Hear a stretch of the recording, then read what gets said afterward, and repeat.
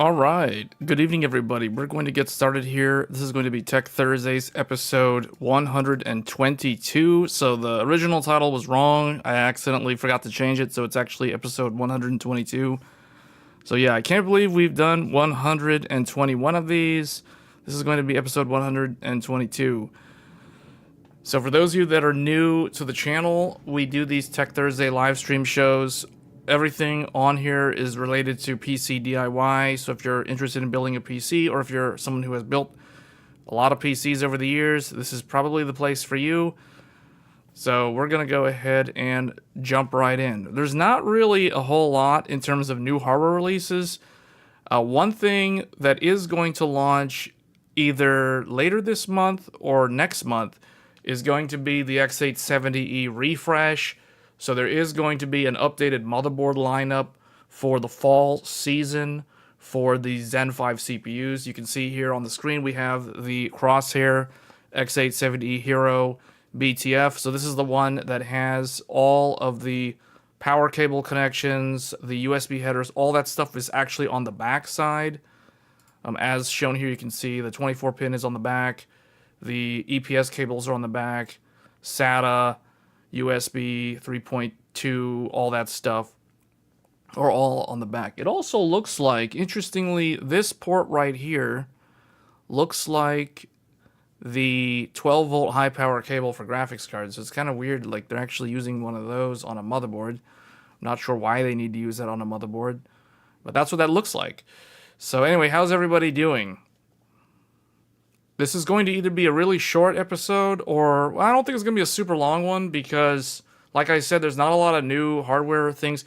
I do kind of want to go over the benchmark results from the review that I put out earlier this week on the Threadripper 9960X. As far as I know, I'm the only one that actually has a review of the 9960X, which is the entry-level Threadripper CPU.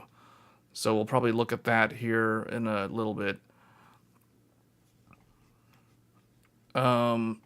Yeah, so looking at this motherboard, just because it's on the screen here, it does look like it's different from the normal Hero because the X8 slot down at the bottom looks like it's gone. It looks like they're using an X4 instead of an X8, which means this one probably doesn't have Slim SAS. It looks like Asus removed the Slim SAS in order to provide an X4 slot. And there's no longer an X8 slot. So I don't know what that means. I guess that means that you just get the 2 additional Gen 5 SSDs, but no optional X8 slot on there. So, yeah, I know that MSI is going to come out with a bunch of new motherboards this fall for AM5. I don't know. I know ASRock announced an OC Formula board and some other ones back at CES, but I have no idea what is going to happen with those boards. And then I don't know what Gigabyte's doing. So I assume Gigabyte will put out some kind of like Aorus Master Max or something. Yeah, but I'm not sure. So I feel like most of the audience has already either built a modern platform, like a desktop platform, like an X870 platform or something, or they are probably waiting for Zen 6. But it sounds like Zen 6 is going to be a year from now. And these motherboards, well, see, I don't know, because I don't know if Zen 6 will be on AM5. All the rumors kind of state that it is. So it probably will be on Zen 5 or on AM5. If it does come to AM5, it'll most likely be the very last CPU. for this socket before it goes to a new socket. So I think next year will be an interesting one for PC hardware compared to this year. This year it was pretty much X3D in the Ryzen 9 segment. And then I think Intel will launch Alder Lake refresh this year, like in a few months from now, probably October. I would expect Intel to launch the Alder Lake refresh, but I don't think it's going to really be any different from the original Alder Lake. It'll probably be a little bit faster in some areas, like memory bandwidth or something, but there's only so much they can do with that platform. It's kind of it's not a very good platform to buy into because there's not a lot of longevity, and all the rumors kind of point to Intel abandoning LGA 1851 after Alder Lake. So, because technically there was supposed to be another CPU that was supposed to come out the previous, I guess it would have been like 2023 for Intel on that socket, but it was actually canceled. And then, so what they did was they basically copy pasted 13th gen and made it 14th gen, canceled the one that was supposed to come out on that socket, and that's the reason why everyone's complaining that you're only going to get one generation on that Intel socket, because the first generation was actually canceled. So you're actually getting the second generation, and then the refresh is the second generation plus coming out in a few months. So I don't know. Intel's kind of a mess right now. If you've been following a lot of the tech news, you would have heard a bunch of different opinions on what's happening at Intel. So I don't know if we want to dive into that, but it is kind of a mess right now. So I don't really know what the strategy is. It's kind of all over the place. But yeah. So let's see what everyone's talking about here. Nero's not building AM5 for a while. Okay. Well, then you're probably going to, if you do go into AM5 at some point, by the time you go into it, it'll probably be a very mature platform. I would say this, as someone who has been on AM5 since the launch day, which was literally almost 3 years ago, now that I think about it. It was in 2022. Yes, that's right. AM5 with the Ryzen 7000 series launched in September. It was like the end of September of 2022 was when AM5 came out. So think about that. AM5 is already almost nearly a 3-year-old platform. It is a 3-year-old platform. So that means the socket itself will be a middle-aged socket in terms of platform longevity and life cycle. Literally, in like a little more than a month from now. But the CPUs, the newer CPUs that keep extending the lifespan of the socket is very interesting. So I feel like AMD has actually kind of created a very interesting ecosystem here, because somebody can buy into the platform and just literally just stay on the platform for like half a decade or more, it would seem. And they just do a drop-in socket upgrade. Just update the BIOS and just throw in the new CPU. It's super easy. So very, very interesting. So they've done something really interesting here. Now, obviously, AM4, they did AM4 back in 2017. So AM4 that was March 2017 with the very first Ryzen. So that is actually more than 8 years old. That is almost 8.5 years old. AM4 is an ancient dinosaur in technology years, in electronic years. So that is like to put that in human years, AM4 is like a 120-year-old man. That is super old. That is old. So that is the legendary socket. No, it's more like 100 years. It's like 100 plus years in terms of human years, because of how technology becomes obsolete so quickly. So, yeah, AM4 is really good. So if you went into AM4, B550 would have been 2019 in the summer of 2019, or maybe it was a little bit like a month or two after that, because I know X570 was 2019. That launched with the Zen 2 based Ryzen 3000 series. That was the very first PCIe 4 capable platform. The very first one. That was world's first PCIe Gen 4 motherboards. X570. So yeah, kind of an interesting legacy there. Actually, that can bring us right into Paint really quick because, let's go. Let's do the timeline. People like when I do the timeline for some reason. So yeah, I should have been doing this from the start. So 2017, that was AM4. 2018, that was Zen Plus. 2019, that was Zen 2. So this was this was Zen 2. This was X570 and B550. That was 2019. All of the stuff that we're talking about is pre-pandemic. That to me seems old. That seems so long ago. Wow, the times have changed. The times have changed. This was X370, the launch platform. And then you had B350. And here you had X470 for Zen Plus, aka Ryzen 2000. And you had B450. So 2019, this was an interesting one because PCIe Gen 4, the world's first PCIe Gen 4 motherboards was X570.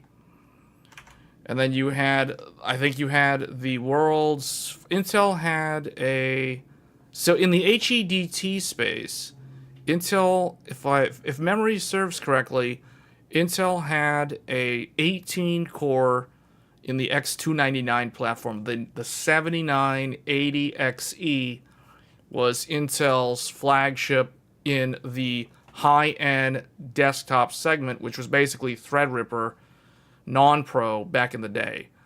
So, but then AMD had like a 32 core at some point. Yeah, they had the 32 core. That's right. So it's like, yeah, ever since this time frame was kind of like, people expected AMD to go bankrupt in 2019 and disappear forever. Clearly that didn't happen. It's funny because this was the make or break launch and it was successful enough to sustain the company. Then in the year that they were supposed to go bankrupt and basically divest and go away, Zen 2 launched, and honestly, I think it was really Zen 2, which is what really set AMD on this trajectory of becoming a much more successful company than they were previously. Because Zen 4, I remember when Zen 2 came out, a lot of people actually started buying Ryzen systems. Back when Zen 1 came out, you know, there was like DDR4 memory, training, weirdness, and all that stuff. I don't know anyone here who remembers the early days of Zen 1. It was like 3 months. The first three months of using the Zen 1 from launch were very, not flaky, but just like, if you literally ran everything stock, everything was fine. But if you tried to mess with memory, like if you tried to run like 3200 megahertz DDR4 and stuff like that, this was also AMD's very first DDR4 platform, unless one of their APUs was on DDR4. But yeah, this was DDR4, and it was a roller coaster ride in the early days. But Zen 2 was really what kind of made a lot of people start switching over to AMD, because Zen 2, you know, that was when they introduced the first consumer 16-core CPU. So that was the, what was it called? The Ryzen 9 3950X. This was the first 16-core consumer segment or mainstream segment, high-core, 16-core, 32-thread. It was the world's first, because prior to that, you either had to buy a very expensive Threadripper or a very expensive Intel HEDT, and those platforms were not cheap. We're about to talk about Threadripper later on this stream. But if you're not aware, Threadripper is a very expensive platform to get into. So back in 2019, if you needed 16 cores, you had to spend for a Threadripper, which was like, I think it was like $800, $900 for a 16 core Threadripper back in 2019. That was the Threadripper 2950X. So there was this 2950X. Intel had did they call it i9 back then? Intel had the 7980XE. I think it was i9. Yeah, I'm pretty sure it was called an i9. This thing was, if memory serves, this was an 18-core, 36-thread, if I'm not mistaken. And then these were like 16-core, 32-thread. But what's interesting about the 3950X was this was also a 16-core, 32-thread. But the platform cost for this was much cheaper than these two. So it was very attractive for a lot of people. And honestly, what happened here is the Ryzen 9 CPUs, in a way, kind of cannibalized Threadripper and also sort of killed off Intel's HEDT platform. So I kind of blame the upper echelon flagship Ryzen CPUs for ultimately destroying what originally was the true high-end desktop platform. So aka Threadripper and Intel's Threadripper.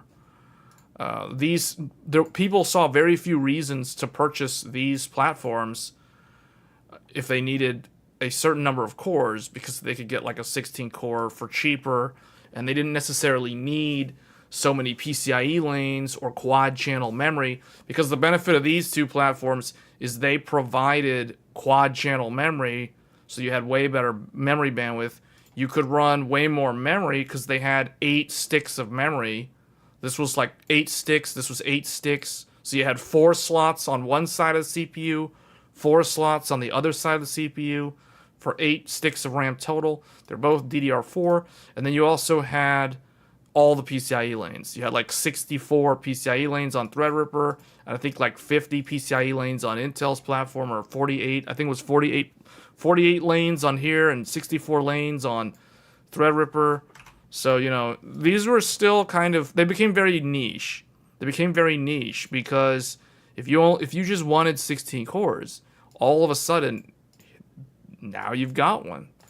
So that kind of killed off Threadripper and Intel's HDT for a while. And then, of course, Threadripper came back recently, like 2 years ago, with the reintroduction of the DDR5 based platforms. So, and here we are today. We're about to talk about the new Threadripper 9000 series. So yeah, that was 2019. World's first 16 core on mainstream. World's first PCIe Gen 4 motherboards. So yeah, 2019, that was a spectacular year. If you were like looking at buying a new or building a new computer in that year. And then the pandemic hit, and we all know what happens after that.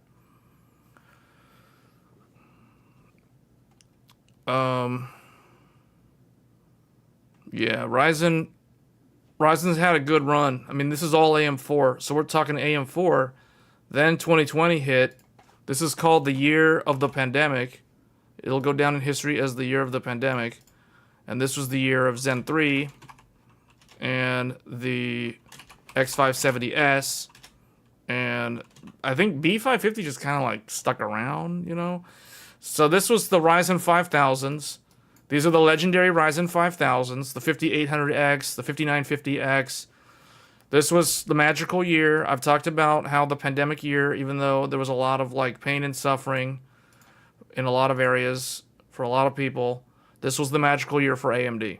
Like, if you guys thought 2019 was a good year for AMD, 2020 was what I call the magical year.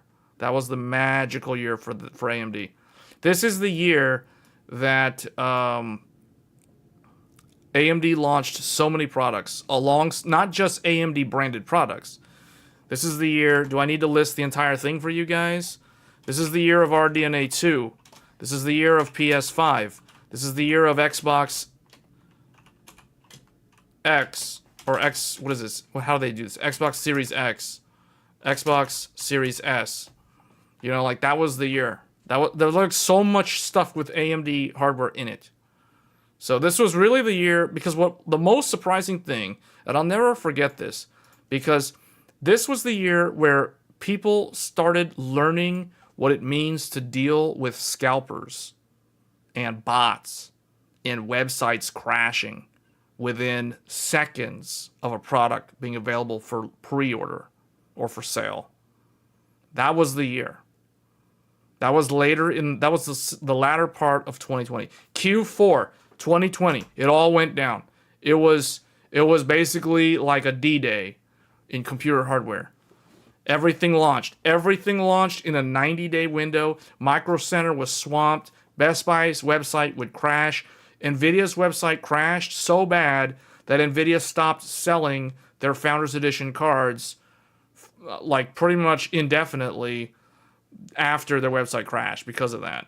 It was crazy, crazy, crazy. This was the year of the RTX 3080, the RTX 3090, the BF GPU, the 8K gaming GPU, the RTX 3090. So that was the year. It was the year everything went down. So, yeah, see what I mean? There was a lot of suffering. There was a lot of crazy stuff happening. 2021 was a really messed up year. Like, if you guys thought 2020 was a bad year, 2021 was a really messed up year. 2021 was so utterly messed up. This was the year where you have to remember, at this point in time, 2021 hit. People were still getting sick globally. I mean, there was no such thing as a vaccine back then. Regardless of what your stance is on the vaccine, we're not going to get into that here. But what I'm saying is, 2020, there's no such thing as a vaccine. So people would get sick, whatever, deal with it. That was the reality.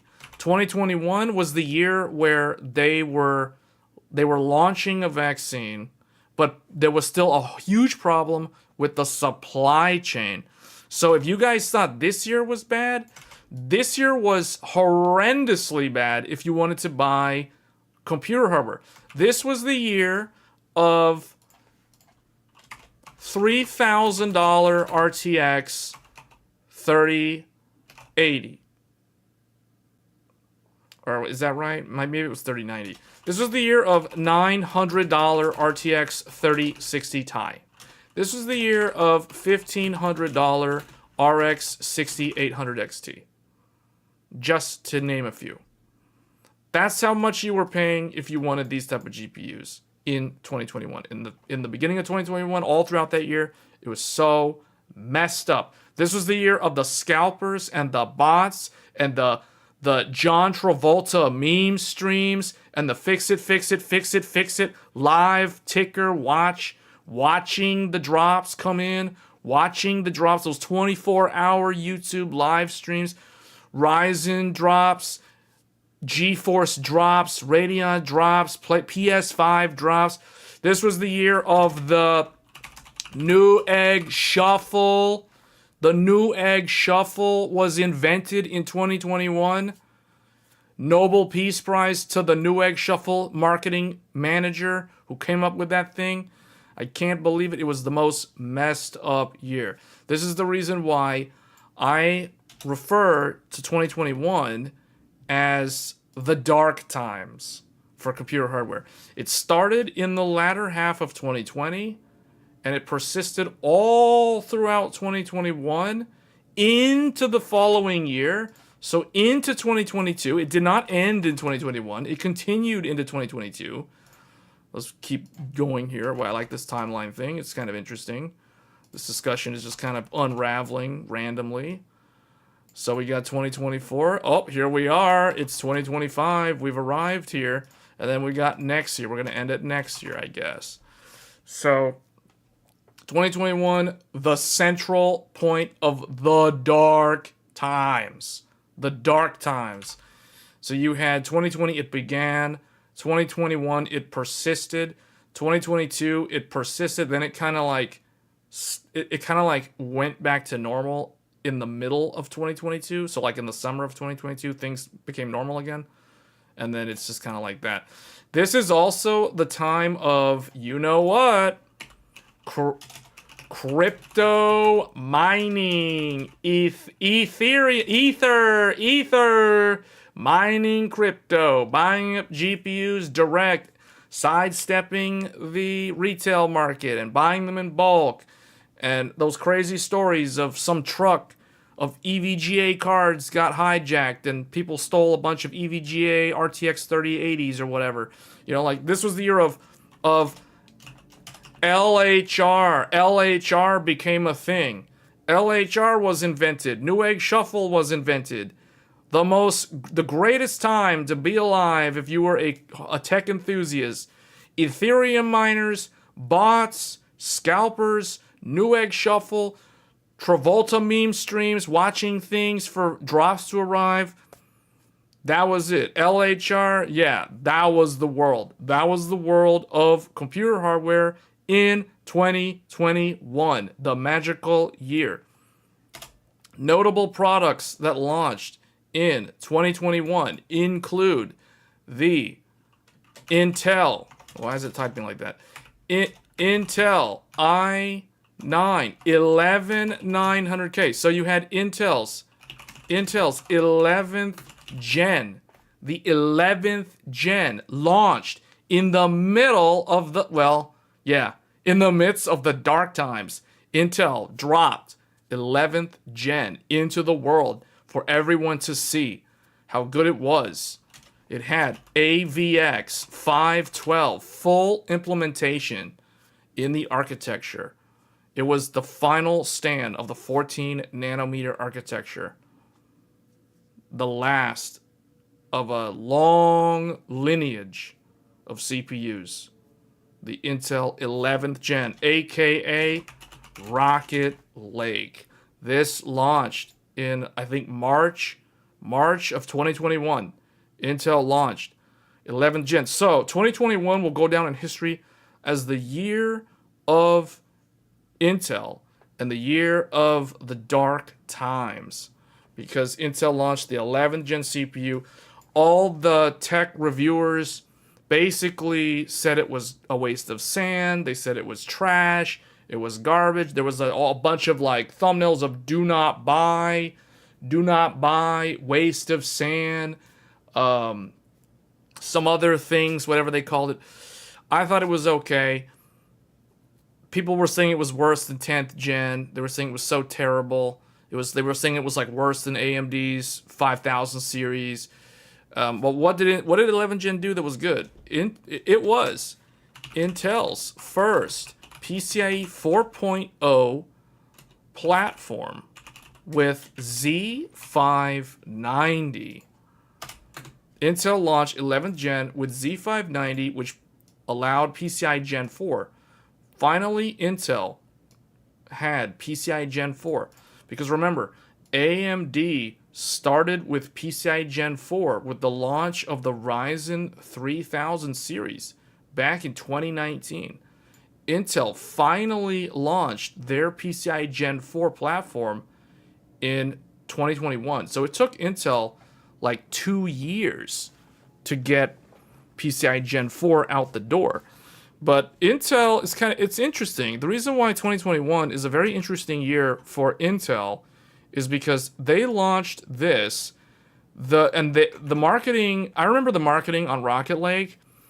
You're supposed to talk about PCIe Gen 4, but the point that the tech press was making was, why do we need to talk about PCIe Gen 4 when the competition has already had PCIe Gen 4 for like 2 motherboard series?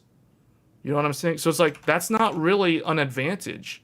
There's really nothing to talk about other than to say that if you're comparing 11th gen to 10th gen, then yes, 11th gen has PCIe Gen 4, 10th gen does not. The other cool thing that they would tell you to talk about, you were supposed to state that if you already had a Z490 motherboard, you could update the BIOS and install the Rocket Lake CPU in the Z490 motherboard, and it would work just like AMD. Intel was like, hey guys, we're good too. Look how cool we are. We're so nice that if you already have a 10th gen Comet Lake Z490, you don't have to buy a new motherboard. All you gotta do is update the BIOS and you can install an 11th gen CPU.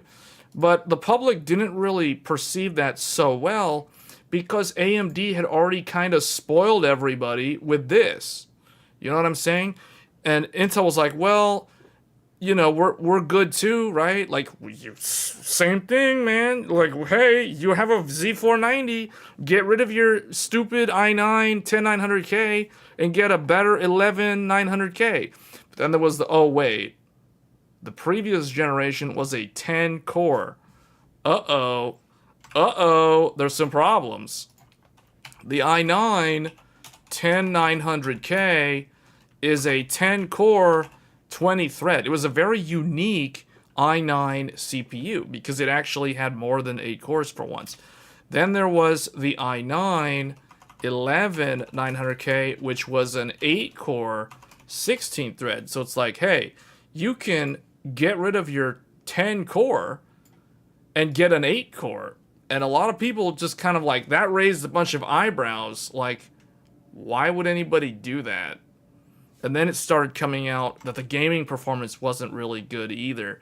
Like it was at best, the 11th gen was equal to the 10th gen and equal to AMD, or it was worse than both of them.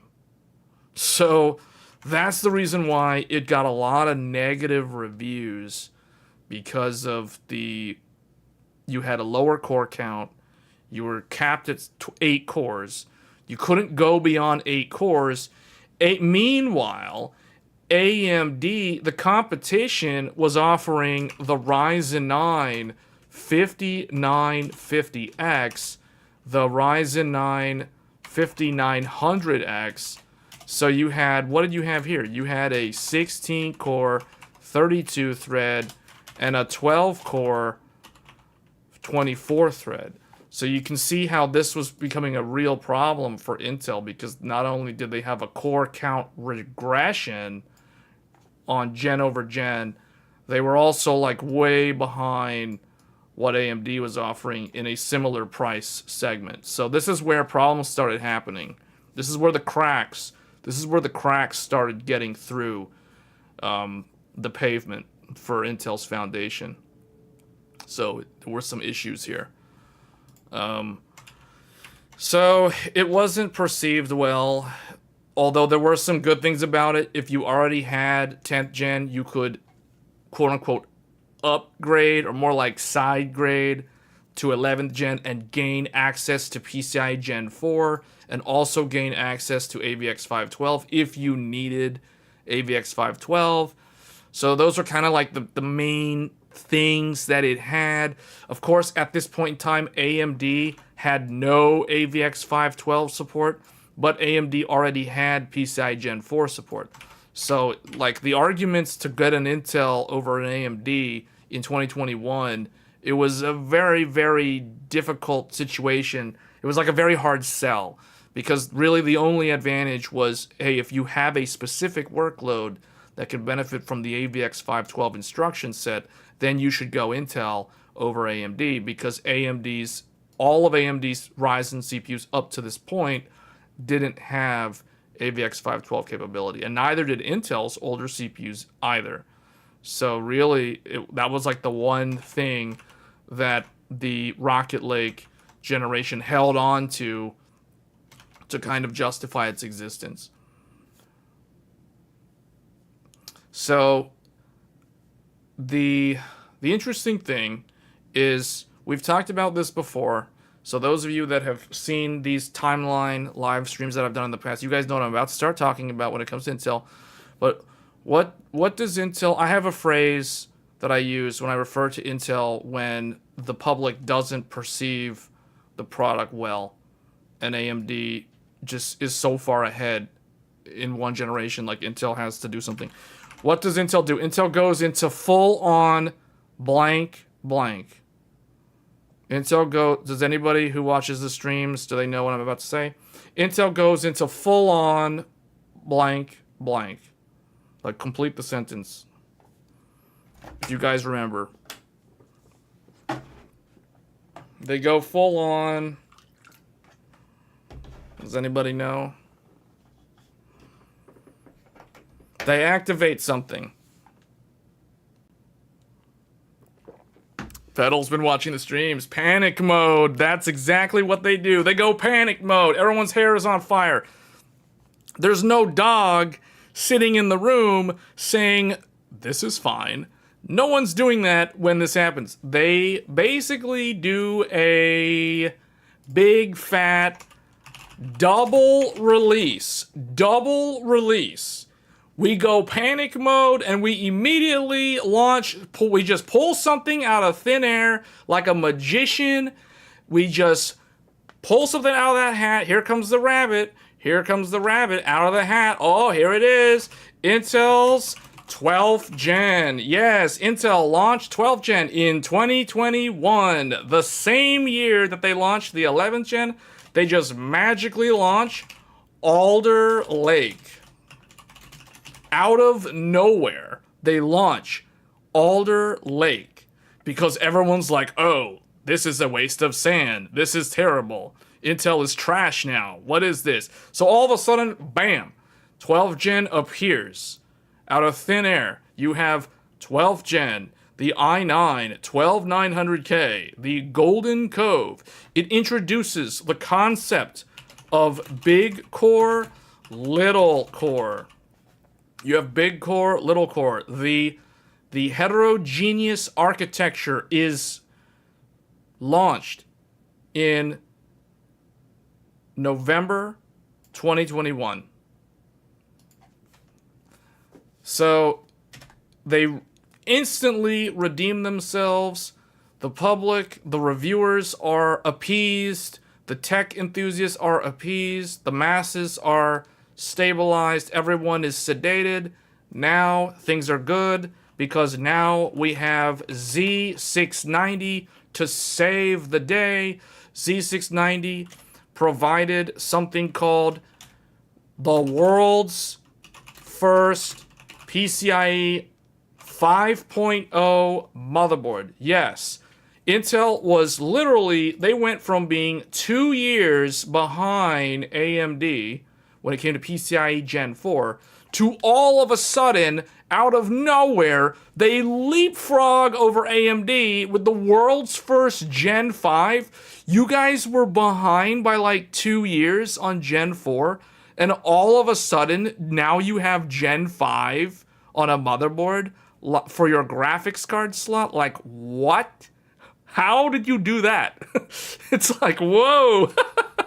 So it's like, you can see, this was known as the redemption. The redemption. Kind of like the Shawshank Redemption. They literally went from everyone hating them and being so behind to all of a sudden, now we are the leaders. Now we are ahead of the competition. Because not only did we catch up, we are now ahead of them with Gen 5 on the graphics card. On the graphics card slot. So keep in mind, this had no Gen 5 SSD slot. This was graphics card X16 only on this motherboard, not NVMe. NVMe was Gen 4, but graphics card was Gen 5. So the really weird, ironic thing about the Z690, and what makes this a very interesting platform, is if you were somebody like me who literally went to Micro Center on launch day to purchase the Intel 12th Gen CPU, you would have purchased a motherboard in 2021 that is capable of driving a modern graphics card, whether we're talking AMD's RDNA 4 or NVIDIA's RTX 50 series at full Gen 5 speeds. Yes, you can be on a 12th gen Intel with a launch Z690 from 2021, and your motherboard has full support for Gen 5 graphics cards. This is why it is known as the redemption. It is Intel's redemption, because they were behind, and now all of a sudden they have this super future-proof platform that it's like, whoa, man, like, where'd you get this? Why didn't you just launch with this? So anyway, and it was good. It was faster than AMD. Once again, Intel took the crown back from AMD. AMD had held the crown for about a year, like 13 months. AMD had the fastest gaming CPU with Zen 3. But Intel retook the crown with 12th gen, with the i9 12900K, the i7 12700K. They were once again the best gaming CPU, and as a result, if you have the best gaming CPU, apparently all the reviewers say that you are the best thing. Your CPU can do no wrong, and it is the most superior of the superiors, and it is superb. So Alder Lake was seen really well by the press. It was a very unique architecture. There was a lot of talk about the E cores and the P cores. So you had the, like for instance, the i9 12900K was an 8P core, 8P core, 8 E core. So you had the P cores and the E cores. The P cores were the performance cores. The E cores were the efficiency cores. The P cores had hyperthreading. The E cores did not have hyperthreading. So you had a bunch of weird cores that couldn't do two threads. They couldn't handle two threads at a time. So in the beginning, at launch, there were a lot of issues. There was a problem with a lot of anti-cheat programs thinking that the CPU was a hack. So it would literally like ban the player, or it would shut the game. It wouldn't launch the game. I remember the worst thing that happened to me when I had Alder Lake at launch was, for all those out there that play Final Fantasy 14, there was an expansion in December of that year called Endwalker. Yes, the infamous Endwalker login queues. Yes, if you're someone who's been playing Final Fantasy 14 over the years like me, you would know that Endwalker had by far the worst login queues ever experienced in the history of MMO gaming. If you were playing on Balmung or Gilgamesh or any high population server, and you didn't log in when the server refreshed on the day of early access, you literally had up to 3-hour waiting queues. So you had to sit in line for like 3 hours just to log into the game. And God forbid, if you had your character visiting another server, oh boy, man, oh, good luck. Good luck. You might not even be able to play for like 2 weeks. So it was bad. It was bad. But here's the thing. I had Alder Lake. I remember Alder Lake. So my computer at the time was an i7 12700K plus a RX 6900 XT. This was the computer that I used to participate in the early access of Endwalker. And remember what I just said, you have 90-minute to 3-hour login queues to play the game. There was a problem with the E-cores and this game where, depending on what you were doing in the game, if part of the game got assigned to an E-core, and if it stayed on an E-core for a certain amount of time, and if the Windows scheduler didn't move it off the E-core fast enough, the game could crash intermittently. So you can imagine I'm playing a game that it takes me on average 90 minutes just to log into the game. So I wait an hour and a half just to get into the game. So then I play for like an hour, maybe like 2 hours. All of a sudden, crash to desktop. Crash to desktop out of nowhere. The game just closes out on me, and it's like error. It's like some unknown error has occurred, blah, blah, blah. And it's like, oh, really? I just got kicked out of the game. Try to go back in. Guess what? 2 hour login queue. 2 hours of waiting more. I gotta wait 120 minutes again just to log in to play the game during early access.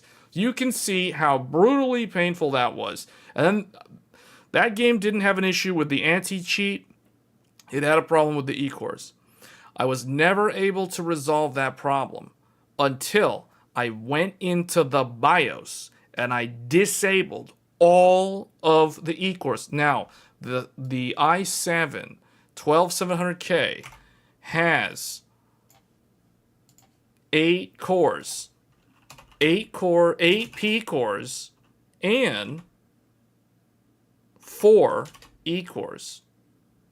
It only has 4 E-cores, so it was intermittent. But the people who were playing this game at launch with the i9, as you can imagine, the i9 had 8 E-cores. So it was crashing for them more frequently than someone like me that only had 4 E-cores, because the probability that the Windows scheduler would shift the game to an E-core was lower on the i7. So I could play the game for like 2 hours and it would be fine, but then eventually it would crash because it would basically throw something on an E-core and it would sit there for too long, and the game didn't like that, because my guess is that because the E-core was slower it was ever so slightly slower to complete the task, whatever it had to do. The game engine just didn't like that. So it would just like stall the pipeline. It would eventually just crash to desktop.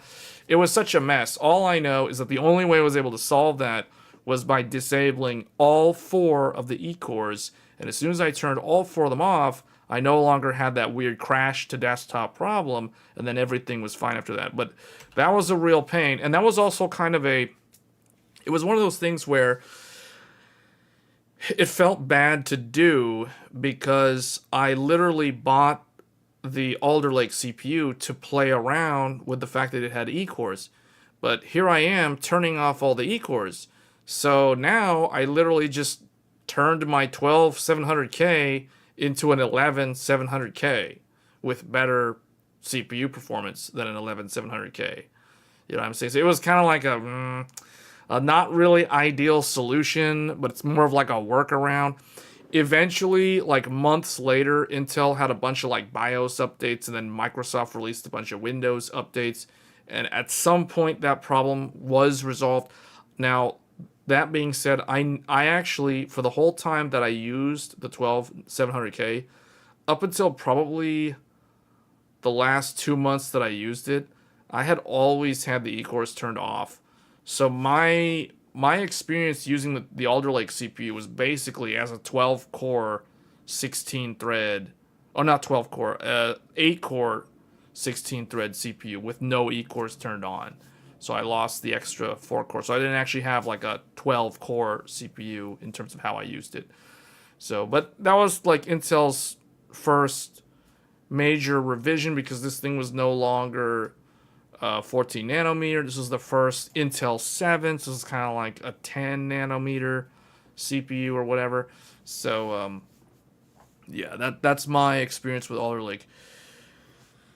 Not too great early on. It took a lot of updates. Now, what didn't help was I was using Windows 10.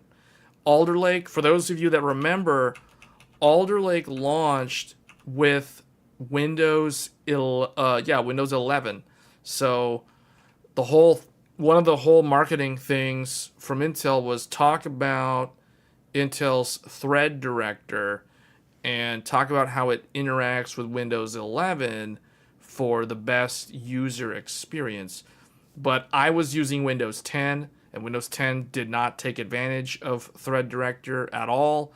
So maybe that's why I was having the crashing problems with the E-cores, because I was on Windows 10. I didn't go to Windows 11 until sometime in... It was either early 2023. Yeah, I'm pretty sure it was early 2023. So I didn't go to Windows 11 for until a year and a half after Windows 11 launched. I stuck on Windows 10 for a pretty long time. So all throughout this launch, all throughout the AM5 launch. So anyway, 2021, the year of the Intel. So that was 2021. So we're still in the dark times. So then in 2022, what happened? There was a CPU. What did AMD respond to Alder Lake with? So here we have 11, we have the 12 in the same year. Does anybody remember what did AMD put into the market to test the public perception of a new type of product? A revolutionary CPU. In some ways, Alder Lake was kind of a revolutionary CPU because it introduced the world to the concept of big cores and little cores. Safi got it. So 2022, AMD launches the 5800X3D, the Ryzen 7 5800X3D launched in 2022. I think it was like April of that year, if memory serves. 2022. That was the magical, that was where it began. That was the start of X3D. And then what else came later in that year? Zen 4 and AM5 launched in that year. So you had the 7950. So you had the Ryzen 7950X, the Ryzen 9 7900X, the Ryzen 7 7700X, and the Ryzen 5 7600X. All of these CPUs launched in the same year. The 5800X3D was the forerunner at the front of the line. Then, months later, in the second half of the year, in September, this was like March, April. But later on, in September of that year, at the very end of September, almost 3 years ago, AM5 launched. Brand new socket. It was AMD's first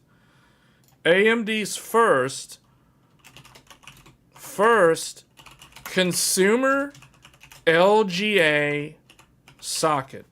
Up until this point, AMD used PGA sockets. So if you're someone on AM4 used PGA based sockets, whereas AM5 moved to an LGA. Now, I always wondered, why did AMD stay on PGA when Intel had gone to LGA more than a decade prior? Like, Intel went to LGA so long ago. The Core 2 Duo was LGA based. So Intel had been on LGA for a very long time. But AMD, for whatever reason, was on PGA in the consumer space. They were on LGA for the servers and for the Threadrippers. All of those were LGA. But for some reason, on the consumer segment, they were still PGA up until the introduction of AM5 AM5 in 2022.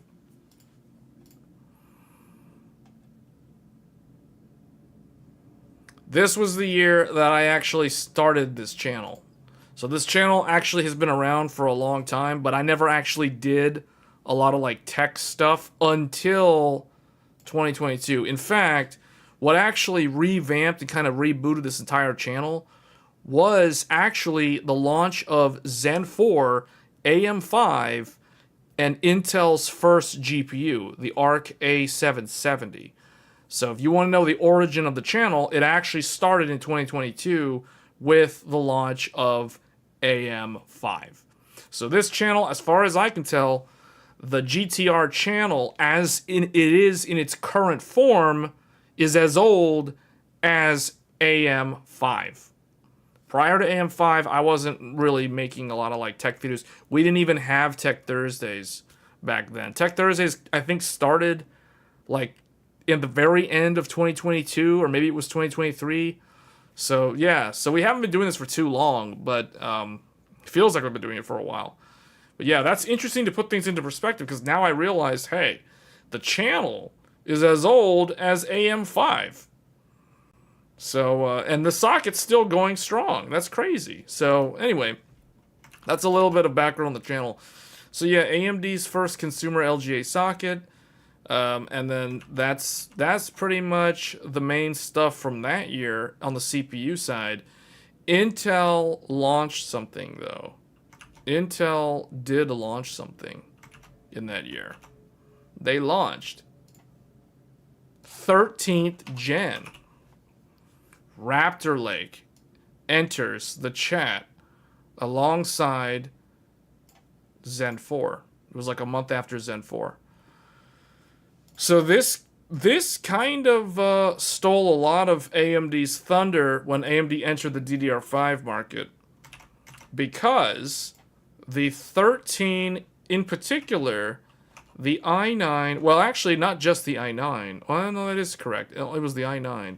The i9 bumped the core count on the top-end SKU from 8 P cores and what was previously 8 E cores all the way to 16 E cores. So you had 16 E cores. So you had a 32 thread, because remember, the P cores have hyperthreading, so they're dual threaded, but the E cores are not. So you literally have 16 threads plus 16 more threads, so you get 32 threads. So Intel was finally able to match AMD in total thread count. And in some ways, technically speaking, Intel did surpass AMD on the consumer desktop line in terms of total core count. Because if you count every E-core as a physical core, Intel would advertise the 13900K as a 24-core CPU.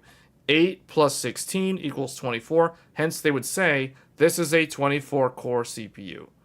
It is a heterogeneous architecture, so you have big cores and little cores. It's a mix of both, but you still have 24 cores. But it is 32 threads. So it was able to match a 7950X, which was 8 cores, 16 threads. Or no. 16 cores, 32 threads. So you were able to get both 32 threads out of both. And that is the reason why when you look at like Cinebench numbers, both CPUs are in the same ballpark when like you look at Cinebench R23 scores, for example.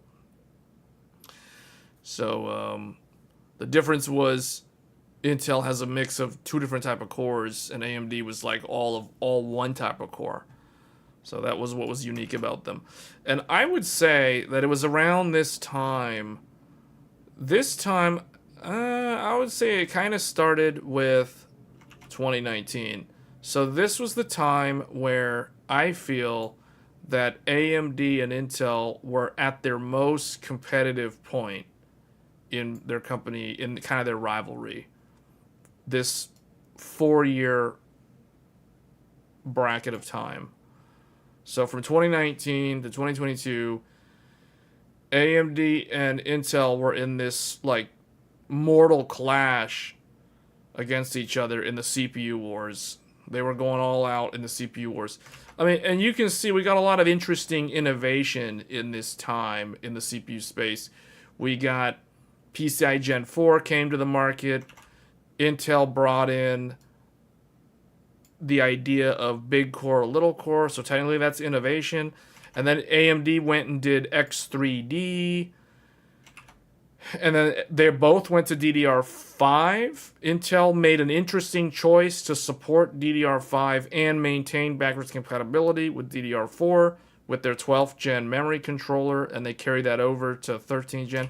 And Intel learned from AMD how to do multiple generations on the same socket because they gave you technically two architectures, but 3 generations of CPUs. You had 12th gen, you had 13th gen, and you had the following year's 14th gen. All of those were on the exact same socket. In 2023, however, you got the 79, you had all the X3D stuff. So AMD, in 2023, AMD launched Zen 4 X3D CPUs. Basically, all of them were in 2023. And then you had Intel's 14th gen in 2023, so which was a refresh of Raptor Lake. However, technically, Intel can be like, hey guys, you can't say we're bad because we gave you 3 generations of CPUs all on the same socket. So if you started with 12th gen, you could upgrade all the way to 14th gen. Now, you're most likely, if you started on 12th gen, there is a very, very high probability, I would say 90% probability, that you have a DDR4 based motherboard. DDR4 based motherboard if you started on 12th gen, because no one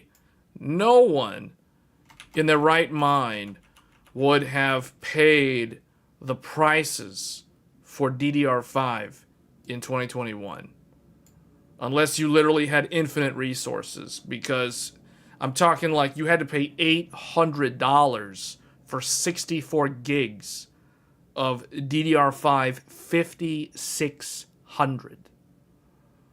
So most people were on DDR4. What that means is if you stuck around on Z690, you could upgrade all the way to like a 14900K and get a pretty decent upgrade, but you're still on DDR4. So for newer games, you would definitely be memory bound in that scenario.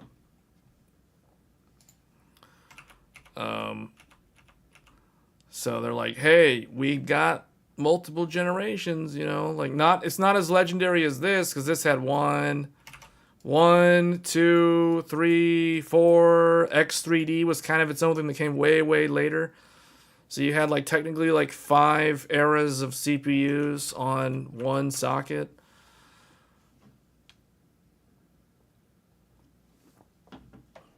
Yeah, three generations. 3 generations. We all know that these two are the exact same thing, though. So it's really, in reality, it's like 2 generations. But still, it was an improvement over the way they did things previously. Okay, so then that leads us to last year.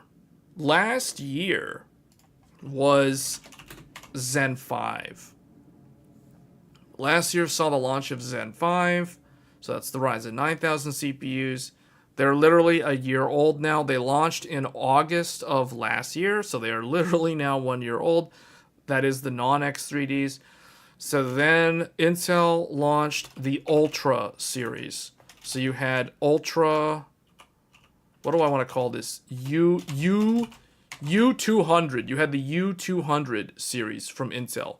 The Ultra series of processors from Intel, aka the Alder Lake CPUs. That was last year. I guess we'll just say Alder Lake. Well, no, because I'm not doing it that way. So we'll just do U200.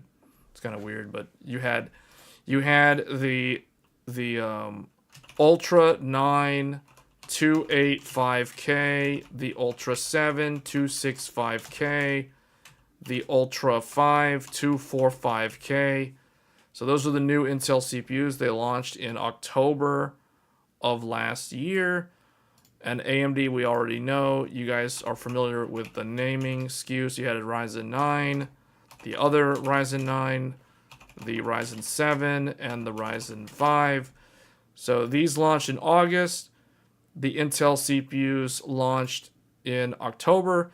And then, so here's the thing. AMD was probably like, hey, Intel launched their stuff. It's competitive with our stuff. In productivity, they trade blows. Intel got rid of hyper-threading, so now they have a thread deficit. But Intel's E-cores on the Alder Lake are actually a lot stronger than the E-cores on the previous Intel CPUs. So all the LGA 1700 CPUs from Intel, they had some god-awful, lousy E-cores. They were like puny, small, kind of they caused problems at launch with 12th gen, and Intel had to do a bunch of BIOS updates to finally fix all of that. There was a bunch of issues with anti-cheat, and Intel had to fix that with a bunch of patches that work with developers of the anti-cheat apps. So there's a lot of like growing pains with 12th gen. I've noticed something though. If you're someone who doesn't want to deal with all the growing pains of a brand new platform, you're probably better off not buying the launch of a brand new socket. So 12th gen had anti-cheat issues and stability issues with certain apps, like Final Fantasy 14 was unstable with this. I personally experienced that due to the E-core problem. They had that kind of stuff. AMD had issues too. Zen 1 was notorious for having DDR4 flaky memory training stability unless you were running your memory at like DDR4 2666, and then it was okay. But if at the moment you went above that, if you tried to run DDR5 3200, good luck. So a lot of weird issues on this platform, a lot of weird issues on this platform. And you also had issues on Zen 4. The early days of AM5 were not that great either. Anyone who was an early adopter of Zen 4 remembers code 15. You would know what code 15 on the motherboard means. If you see code 15 on an AM5 motherboard, you know that that means memory training. There was a learning curve. People had to learn what code 15 means on a debug panel on a motherboard. It means memory training. And there was a lot of people who bought motherboards, most of the B650 motherboards, for example, that don't have the postcode debug on them. So they had to learn what the amber LED means. The amber, you turn on the computer, you just built the computer, you power it on, you get an amber light on an Asus motherboard, and it sits there with an amber colored LED, also known as the orange LED or a red blinking LED. Red blinking LED on ASRock. You either have a amber LED on Asus, or you have a red blinking LED on ASRock, or you have a red LED on Gigabyte. And I'm trying to remember what MSI did. I'm drawing a blank. I'm forgetting what MSI's LED behavior was to signify memory training. It did something similar to the others. So the point is, all of these equal memory training. But a lot of PC builders, especially those who didn't have that much experience building PCs, didn't know this. So as you can imagine, motherboard RMAs, motherboard returns of B650 were insane. There were so many people who didn't understand what memory training was that they thought that they had a defective motherboard, or they thought they had defective RAM, or they thought they did something wrong, they thought they didn't install the RAM correctly, or that they thought they didn't plug something in correctly, or worse, they started messing with the CPU in the socket because they thought maybe they didn't put the CPU in correctly or something. So all sorts of inexperience with building computers created a lot of anxiety, it created a lot of issues, it created an overall lukewarm to negative impression of AM5. And people were doing returns. People were like saying this is terrible, or they didn't know what they were doing. But it was okay, but they just didn't know any better. So they would go and get a friend who knew what they were doing to try to help. And the friend didn't know what to do, even though the friend supposedly knows how to build computers. So they would have to take it to Micro Center, or they'd have to return it to Newegg or Amazon or whatever. The point is, there were so many non-issues, but because the public didn't know what this was, they thought that they had defective hardware. So AM5 had a overall bad launch. It was an okay launch, but it was not a good launch. From a user experience point of view, no one expected the memory training to take as long as it did, especially if they were running 64 gigabytes or worse, 128 gigabytes or more.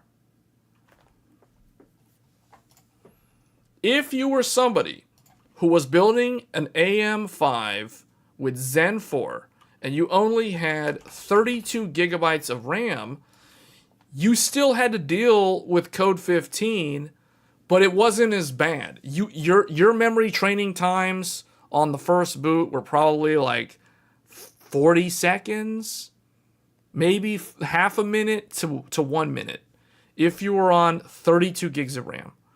But if you were somebody on 64 gigs, you're talking like 2 minutes.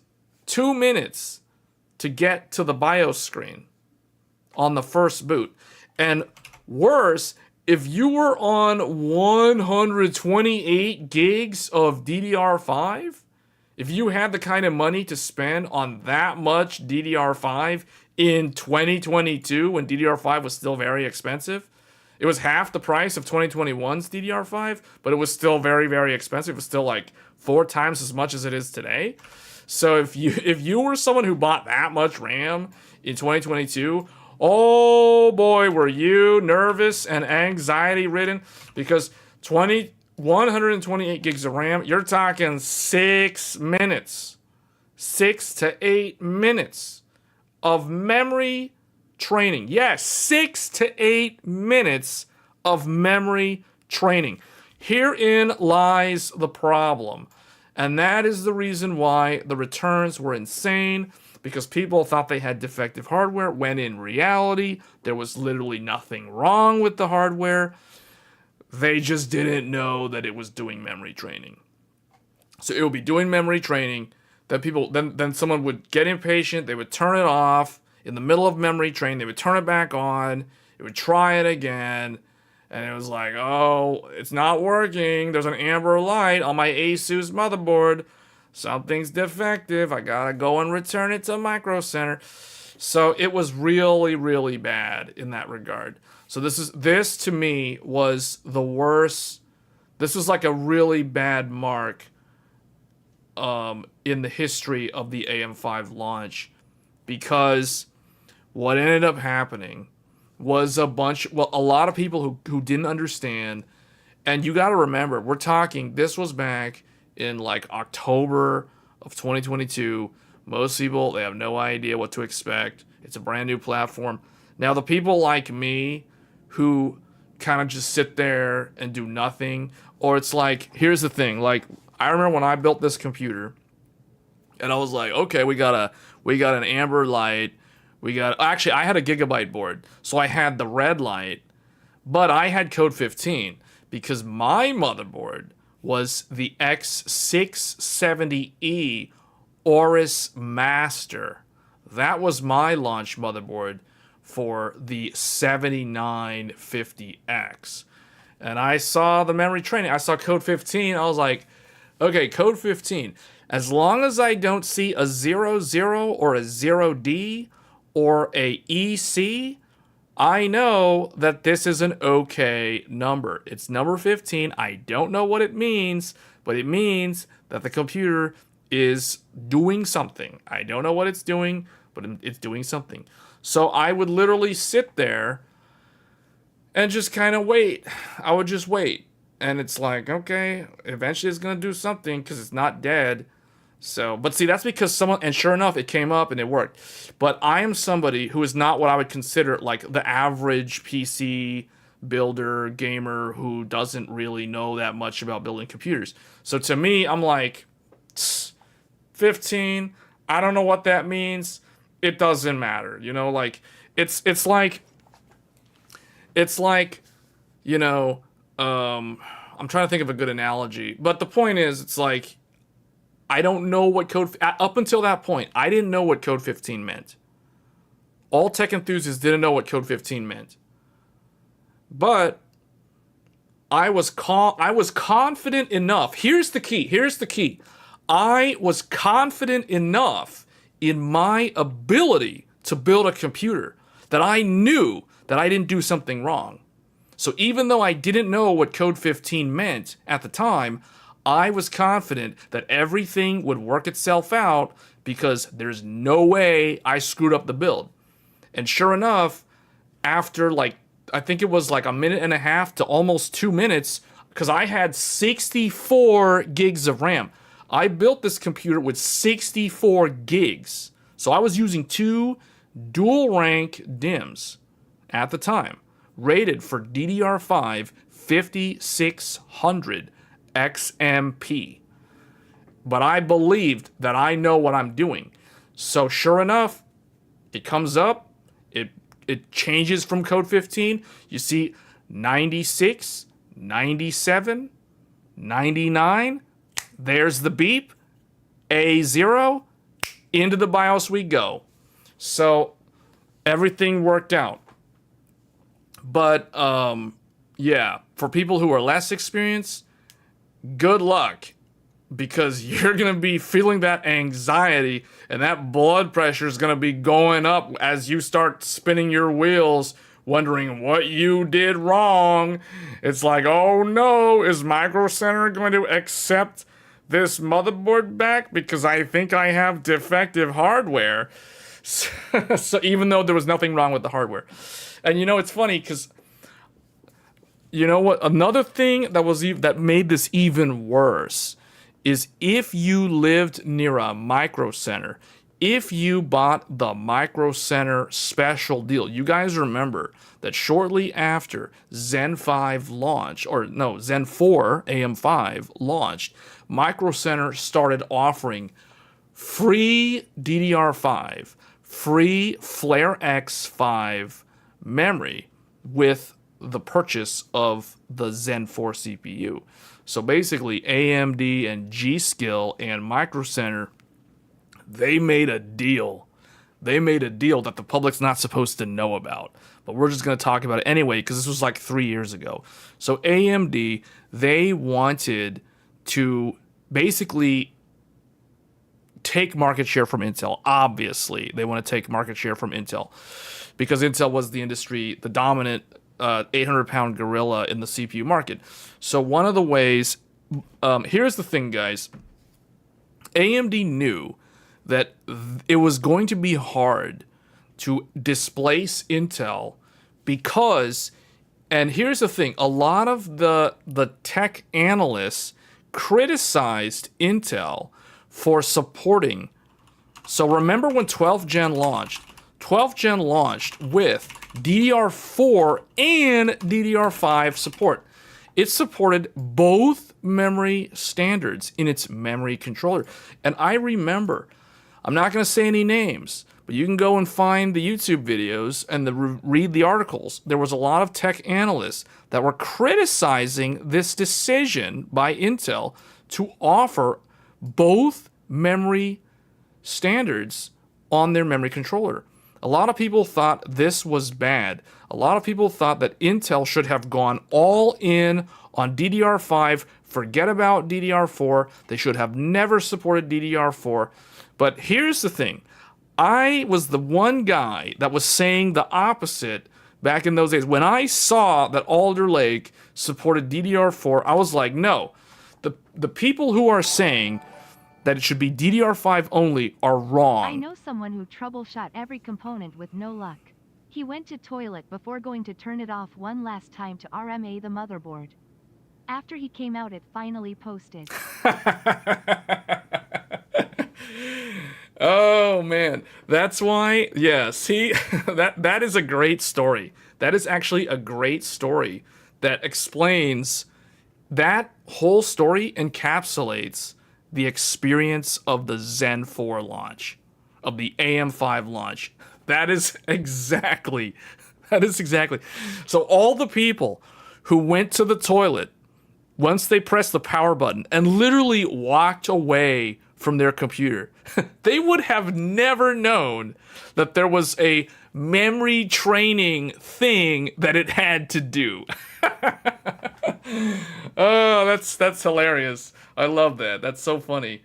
But that is the reality. That is the reality of the Zen 4 launch. And that's the reason why, guys, this is like the poster child example of why some people avoid buying a brand new platform, because they want to avoid what is known as the teething issues or the early adopter issues or the beta tester issues. It's like, you want to be a beta tester, okay, go buy a platform when it's brand new.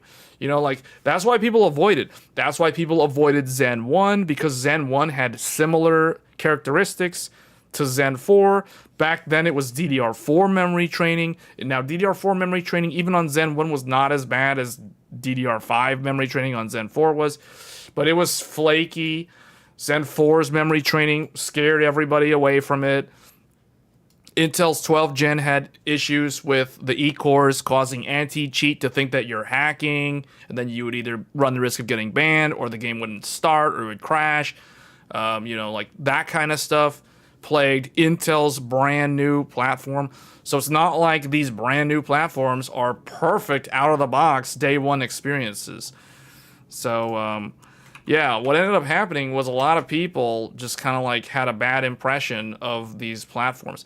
But going back to what I was saying earlier about the 12th gen, so a lot of analysts were saying that Intel should have never supported DDR4.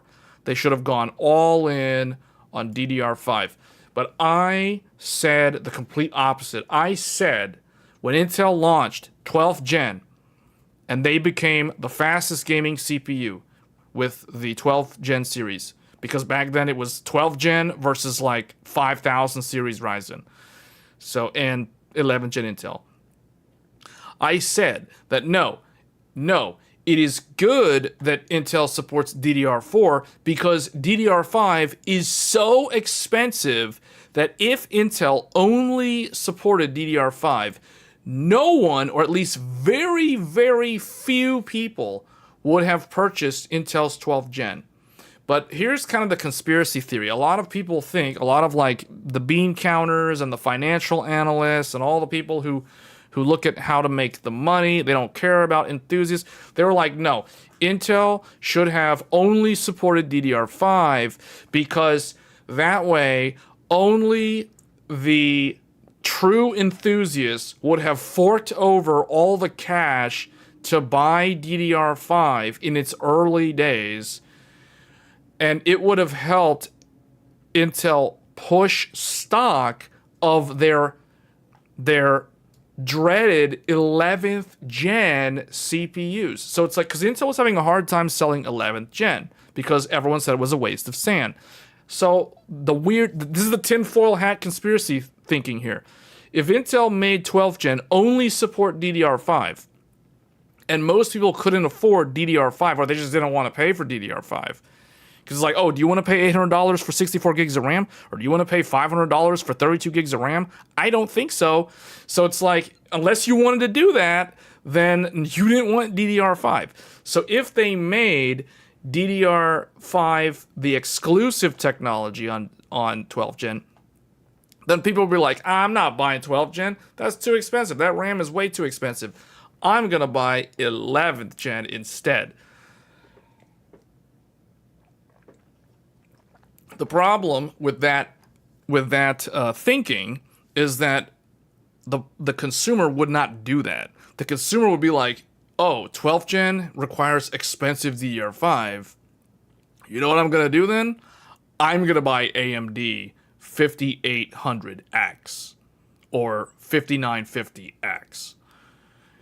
So that's the reason why Intel made I think the correct decision to support DDR4 alongside the launch of DDR5, because these are the early days of DDR5. You're not going to sell a lot of CPUs if the memory causes the barrier of entry to be so cost prohibitive.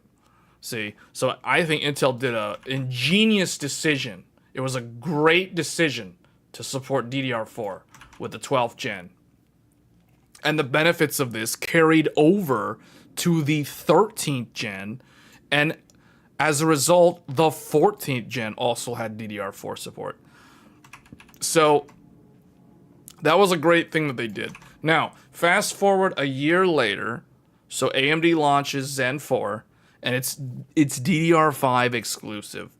So AMD is now launching Zen 4 with only DDR5 support, which means if somebody wants Zen 4, they have to pay for DDR5. They cannot reuse their DDR4.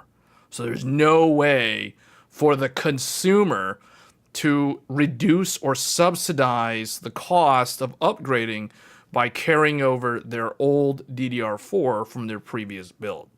So this created a problem for AMD in terms of how are you going to go to market. It's called go to market. What is your go to market strategy? How are you going to convince me to buy your CPU when you require me to buy expensive DDR5 and I have a collection of DDR4 sitting on the shelf that now I can't use? You know, like, how are you going to do that? So what's the strategy? So it's like, okay, they're like, hey, G-Skill, come over here real quick. G-Skill, come over here. Okay, let's call up these retailers. Let's call up the partners. Let's get everybody. Let's get everybody on a conference call. Let's go. Everybody get on the call. Get on the call. So then what they do, hey, we're going to offer you rebates and subsidies and all this stuff to seed the market with DDR5 so that we can get more people into the DDR5 ecosystem. So that is the reason why, if you lived near a micro center, you had a much easier time upgrading to AM5 because G-Skill and AMD set up a rebate back-end deal with Micro Center. And I'm pretty sure they did something similar to some of the other retailers in other parts of the world where you could get either free or heavily discounted DDR5. So it really helped kind of get it started getting the momentum going to seed DDR5 out into the market so people would start adopting it, so it would get over that initial barrier of entry that Intel literally sidestepped by offering DDR4 support. So that's how AMD got around it. But it still was kind of an uphill battle because not every retailer offered the free DDR5.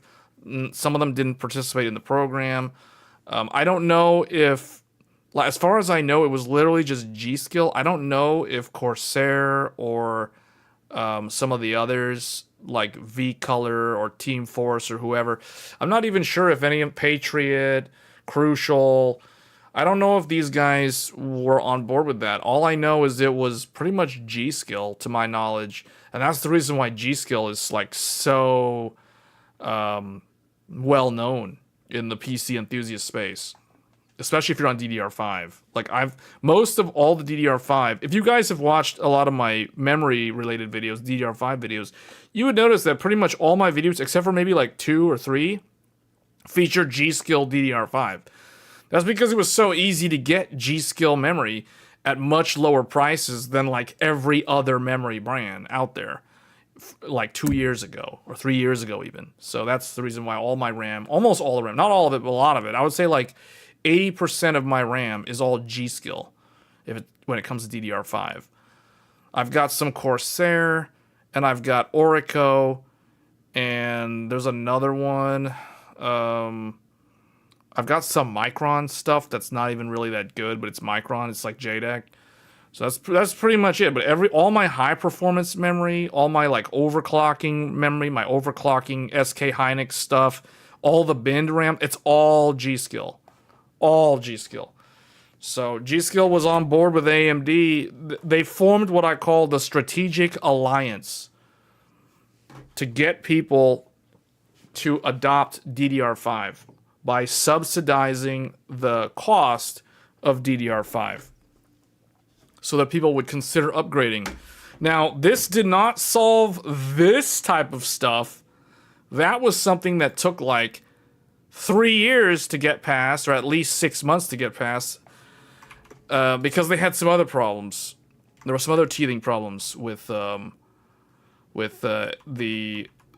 early adopter experience of AM5. So for those of you who were on AM5 at launch, there was another thing. There was the S3 sleep issue. S3 sleep issue on AM5. So every motherboard BIOS handled this differently. So this had to do with putting DDR5 in a very low power state. This is known as S3 sleep or suspend to RAM. So if you guys are familiar with Windows, you guys remember Windows? If you remember the days of Windows XP, Windows XP had something called standby. So there is S3, S4, S5. So this one is known as standby or sleep, also known as suspend to RAM. S4 is also known as hibernate. This is known as suspend to disk. And then S5 is complete shutdown. Just shut down the computer. This is like power off the computer.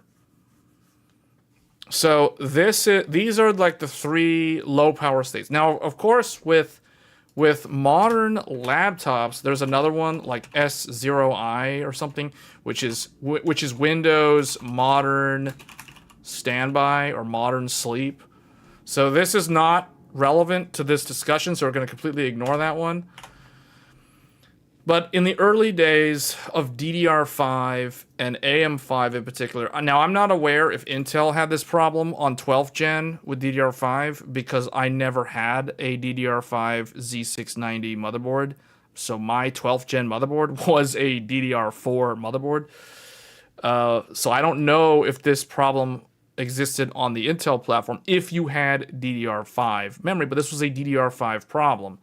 So DDR5's low power state, because DDR5 comes from the server world. It was designed for the data centers first because the whole goal was to improve memory bandwidth for server workloads while also reducing the power consumption.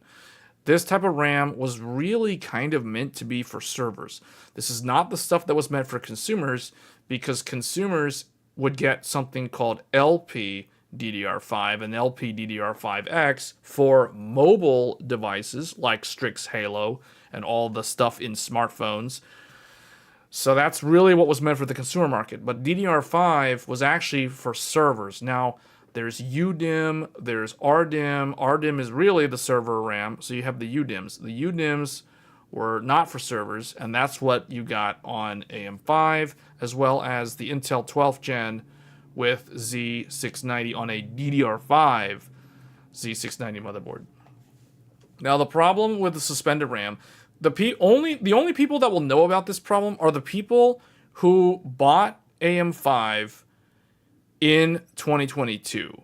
If you got AM5 in like 2023 or last year, you would have never experienced this problem because this problem was already resolved via a BIOS update. But in the early days of AM5, there was the dreaded suspend to RAM problem where if you put your computer to sleep, the RAM, so if you're doing suspended RAM, what happens is Windows, and this is also true for Linux, but we're talking about Windows here, because as far as I know, this was a Windows problem. I know it might have been a problem that affected Linux, but I don't remember how it was on Linux in the early days of Zen 4. But when you do suspended RAM, the operating system basically like takes a snapshot of the state of the operating system and all the apps. It just kind of like shoves it into the RAM and then turns off the computer. And it keeps enough power. It's very low power, but it keeps your RAM running. Your RAM is still powered high enough. The voltage is high enough on the RAM so that it can maintain the operating system state in a very low power state. This is known as S3 sleep, or also known as the standby for the operating system. Under the hood, it's called suspend to RAM. Now, if you've never used standby and you want to know if your computer is going into standby or versus hibernate, it's very easy to tell if you, well, there's command lines that you can run to see it, but it's very easy to tell if you have RGB RAM. So if you've got fancy RGB memory, like the G-Skill Trident Z5 Neos that I have, if you put your computer to sleep, the lights on your RAM will not turn off. They will stay on. I literally have the Godlike sitting over there, and it's in sleep mode, and the 4 RGB DIMMs are all full-on glowing RGB while the computer is asleep. That is how you know it is a suspended RAM. Now, if your computer is in a bedroom and you have RGB RAM, you're probably not going to want to use standby. You're probably better off using hibernate or just shutting it down, because you're going to try to sleep and the lights of the RGB RAM is going to be on the whole time while the computer is asleep. That is a limitation of using suspended RAM that cannot be sidestepped unless you go into your RGB controller and literally disable all the LEDs. And that is because of the way the voltage is held up high enough to keep the RAM powered so it can maintain the state of your computer. Because anyone who uses sleep knows exactly why this works. I personally use sleep on, or S3 on all of my computers. I use it on this computer, I use it on the Godlike, I use it even on the Threadripper, I use it on all my computers. And the reason why I do it is because I put it to sleep, and then when I come back to the computer the next day, all I have to do is press any key on the keyboard or click my mouse, and the computer literally instantly wakes up and everything is there as I had left it, ready to go. So it's instant versus having to wait for it to boot up. So I prefer not to wait for it to boot up. I guess I'm too impatient. It's like I don't have time for it to wake up. Waking from sleep is always going to be faster than trying to do a cold boot. Yes, it's instantaneous. You click a button, you press any key on the keyboard, the whole computer just wakes up. No booting, no initializing anything, just bam, everything's there. All my apps are already ready to go, as if I left them a second ago. So no memory training, nothing. You wake it up, bam, it's there. It's instant. So that is why I use S3. So I definitely ran into this issue. So the issue was if the RAM was running faster than DDR5 5200, or some people claim 5400, but I remember if the RAM was running faster than DDR5, sleep mode would cause very bad things to happen when you wake the computer up.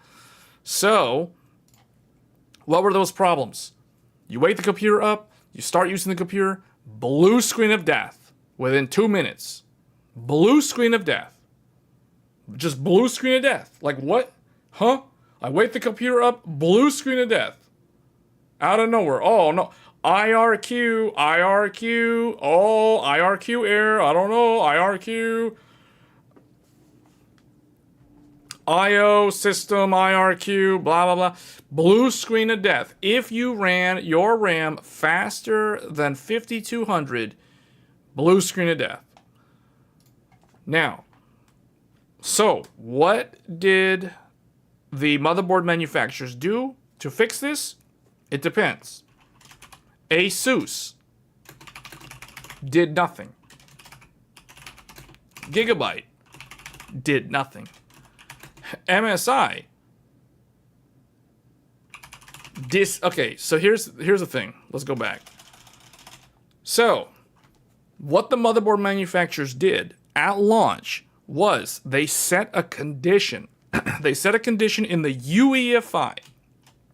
In the UEFI, the UEFI would check if the DDR speed is faster than 5200 mega transfers. Then, now we come to the conditions. ASUS did nothing. Gigabyte did nothing. MSI hid S3 from the OS. ASRock hid S3 from the OS. So basically, the way that the motherboards handled this problem, ASUS and Gigabyte literally did nothing. They literally did nothing. MSI and ASRock, they basically tell Windows and Linux that the firmware, aka the BIOS of the motherboard, doesn't support S3 sleep. So you can run a command in Windows and Linux to check the supported low power states. And if you are on MSI or ASRock and you try to put the computer to sleep, there's no option to put the computer to sleep. You could hibernate it or shut it down. And that was the only option. Now, the only time it would do that is if the RAM was set faster than 5200. And this is why AMD kind of they opened this can of worms to the public, because AMD recommended DDR5 6000.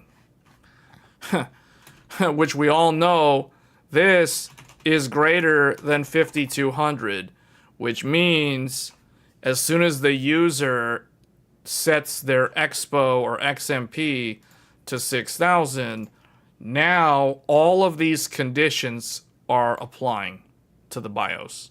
So if they're on ASUS, nothing changes, except they're going to get a blue screen of death. If they're on Gigabyte, same deal. they're going to get a blue screen of death. This is exactly what I experienced in the early days of Zen 4. Now, if you were on MSI or ASRock, you would be like, wait, why can't I put my computer to sleep? How is it that my motherboard doesn't support the ability to go to sleep when it's the year 2022? Like, what's going on here? So the problem is MSI and ASRock started getting all kinds of support tickets. People were wanting to RMA their motherboards. People were thinking that they had defective hardware. Like, they would open a ticket with ASRock and be like, hey, I bought this X670E Steel Legend. I can't put the computer to sleep. I don't see, the Windows operating system says that the sleep is not supported. Can you confirm if the motherboard supports it? And the support person at ASRock would tell them, yes, sleep is definitely supported. This is a feature of the motherboard. But they're like, I don't see the option. And the reason why was because the user was running the DDR5 faster than 5200. As a result, it disables sleep. And Windows doesn't even see the option because the firmware literally tells Windows, hey, I don't have the ability to use S3. It's not supported. MSI did the exact same thing. To this day, there are Reddit posts on ASRock's subreddit and MSI and the AMD subreddit talking about this problem. If you search like X670E or B650 can't put my computer to sleep, blah, blah, blah, you'll find posts from like 2022 with this issue. And there's literally like hundreds and hundreds of comments because people were running into this all over the place. As soon as they said, and there's even people in there that started figuring out, hey, if I run my RAM at stock JEDT 4800, all of a sudden my MSI board supports sleep. And my ASRock board supports sleep. So people started figuring that out. Why is it 5200? Because AMD's official supported speed was 5200. That's why. 6000 is not an AMD official speed, even though AMD themselves was recommending it. This is not an official supported speed for Zen 4. The maximum supported speed for 2 sticks of memory is 5200 on DDR5. So, and that is the reason why if somebody was running 5200, those are the people that were posting the replies on Reddit saying, the problem is not with you, not with the platform, because it's like, I'm on AM5, and I don't have a problem, and I can put my computer to sleep. And then all the people on Asus and Gigabyte boards start chiming in. Yeah, sleep works for me. I got sleep on my motherboard. I'm on Gigabyte, and it works for me. But what they didn't tell them is that they're either running JEDT 4800 or they're running up to 5200 because that's the maximum supported speed and everything works fine. So then you started seeing people on Asus and Gigabyte complaining about blue screen of death when they wake their computer from sleep. So that was because they were running 6000 and Gigabyte and Asus didn't lock it down, so they were going to get blue screen of death on waking up. So this problem was resolved via a BIOS update when AMD basically changed the low power. They basically told all 4 brands to when the computer goes to S3, you need to, if the RAM is running at like 5600 or faster, you need to run the voltages at a slightly higher voltage. You need a slightly higher voltage while it's in sleep to maintain that. Because what would happen is, or no, it's not the sleep voltage, it was the pull-up voltage. The pull-up voltage needs to be slightly higher. When you wake the computer up, when the voltages wake up, you get something called the impulse response to the electrical circuits. And that jolt to wake them up, they needed more voltage to wake up all the RAM, to wake the computer up so that it wouldn't crash. Because remember, the RAM was running at like 5600 or 6000 or 6400. Because the RAM is at a higher speed, it would need a higher impulse jolt to get it to be stable when waking up from sleep. That's how they fixed it. At least that's what I think they did. That's the only thing that makes logical sense to have resolved the issue. But that issue doesn't exist anymore. But see, this is another example of why some people avoid buying a brand new platform, a brand new socket on the very first generation, because they're most likely going to run into at least some of this type of stuff. Unless they run their computer at pure stock, no PBO, just JDEC, no XMP, no Expo, don't touch the BIOS, don't even adjust the fan curve, do absolutely nothing, just turn it on after building it and just use it that way with slow DDR5 4800, or with running 4 sticks of RAM, run your 4 sticks of DDR5 at 3600 mega transfers. Yeah, unless you do that on day one, you will never experience all of the issues that other people experienced. All the tech enthusiasts had to uncover all the bugs, all the issues, and raise a bunch of Reddit posts and all this stuff. And then AMD's like, oh boy, no more dogs sitting there. This is fine. There's none of that. It's just like Intel in 2021. Go full on panic mode and fix those BIOSes.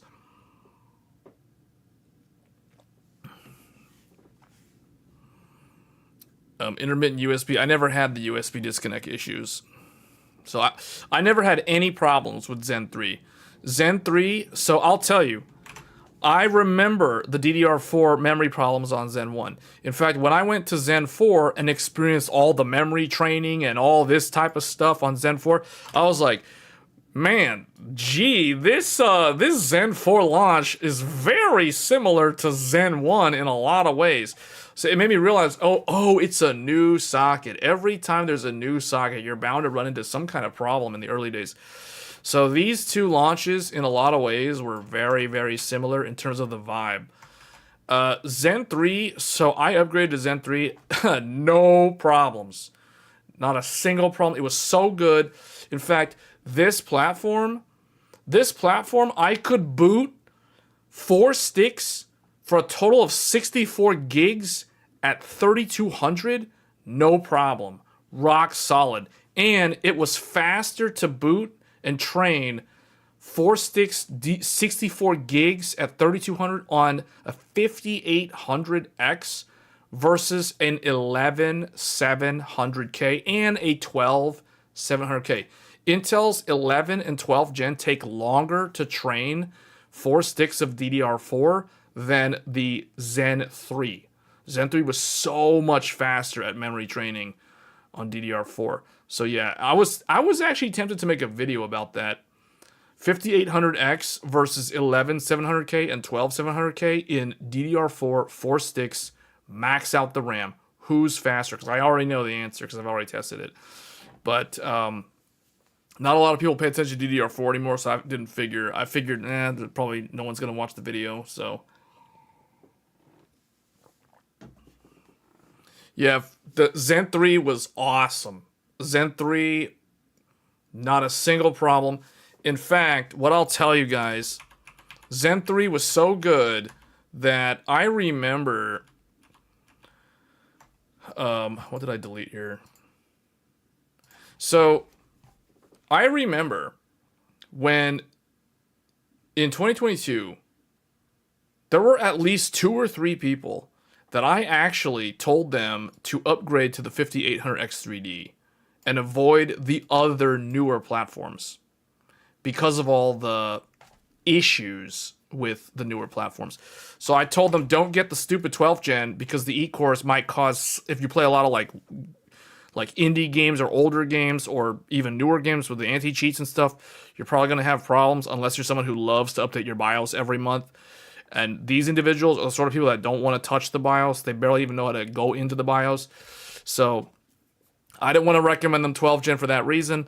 And then Zen 4, I didn't want to recommend them that either. In the case of 2 of them, Zen 4 wasn't even out yet. So I told them, get 5800X3D, you'll thank me later. because I knew that the platform is so mature, even though it's technically a dead socket. I knew that this platform with an X3D would be so good for gaming for the next several years that they don't have to worry about BIOS issues. They don't have to worry about like E-cores causing compatibility problems. They don't have to pay for DDR5. Like the list goes on and on. They don't have to deal with what would have become these issues, memory training issues, all that kind of stuff. They literally sidestep all of that by going with the previous generation mature platform. So that's why, I know out of out of 5 people that I helped upgrade in 2022, only one of them went with Zen 4. The other 4 all went with 5800X 3D. And I'm actually glad, because the one person that went with Zen 4 had to accompany me in dealing with troubleshooting uncovering all the problems with the early days of Zen 4. The other 4 individuals that stuck with 5800X3D, they were laughing to the bank because they had none of those issues. It was smooth sailing. It was super easy. This was also a time when Amazon released the MMO called New World. And New World was another game that had a crash to desktop problem in the early days of Alder Lake because of the E-cores. So you had to turn off all your E-cores, or you had to use something like Process Lasso to make sure that nothing would go to the E-cores. Unless I guess if you were on Windows 11, you probably didn't have the problem, but I wasn't on Windows 11, so I don't know. But yeah, 5800X3D was so good for a game called New World.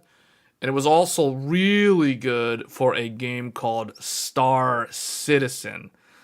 The 5800X3D was the king of gaming when it came to playing MMOs and a game called Star Citizen. That's what I remember. And that's what's unique about that CPU launching in 2022. Because that was the tail end of the dark times.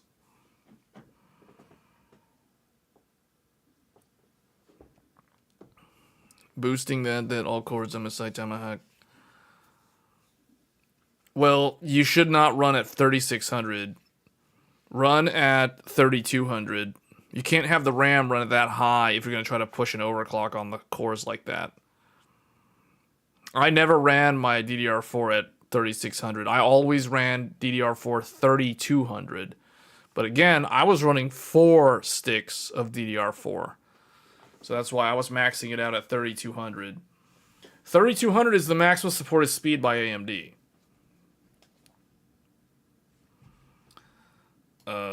So that's what I would do. So anyway, that was an interesting discussion. Let me think. What else? Let me delete all of this. Delete this. Delete this. Delete all of these. Okay, so that was last year. This year was Zen 5 X3D. Now, some people are probably going to point out, what about the 9800 X3D? The 9800 X3D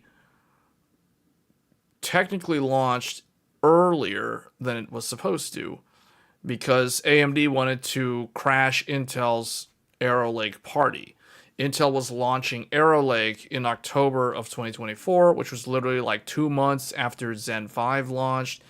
And Zen 5, personally, I don't think Zen 4 and Zen 5 were actually really perceived that positively by the public. We already talked about all the issues that Zen 4 had at launch with memory training and people not understanding how that worked, and people just randomly return their motherboard because they thought they had defective hardware. So lots and lots of returns. I actually had a conversation with Micro Center employees about the return rate of the AM5 motherboards. And yeah, they confirmed that there were so many people who would go back, who would buy an AMD bundle. They would set it up at home and they think that it's defective. So they would get two scenarios. Either the customer would come back and return everything and then buy an Intel platform, or they would like return the motherboard and swap to a different motherboard, and then maybe that, depending on that motherboard's BIOS or whatever, maybe that one would work, or better yet, they would swap the motherboard for one that had a postcode debug and would tell them code 15. Then they would Google code 15. They would find all kinds of like Reddit articles and Tech Power Up articles. People talking about, oh, memory training. Just wait. Just give it like 2 minutes.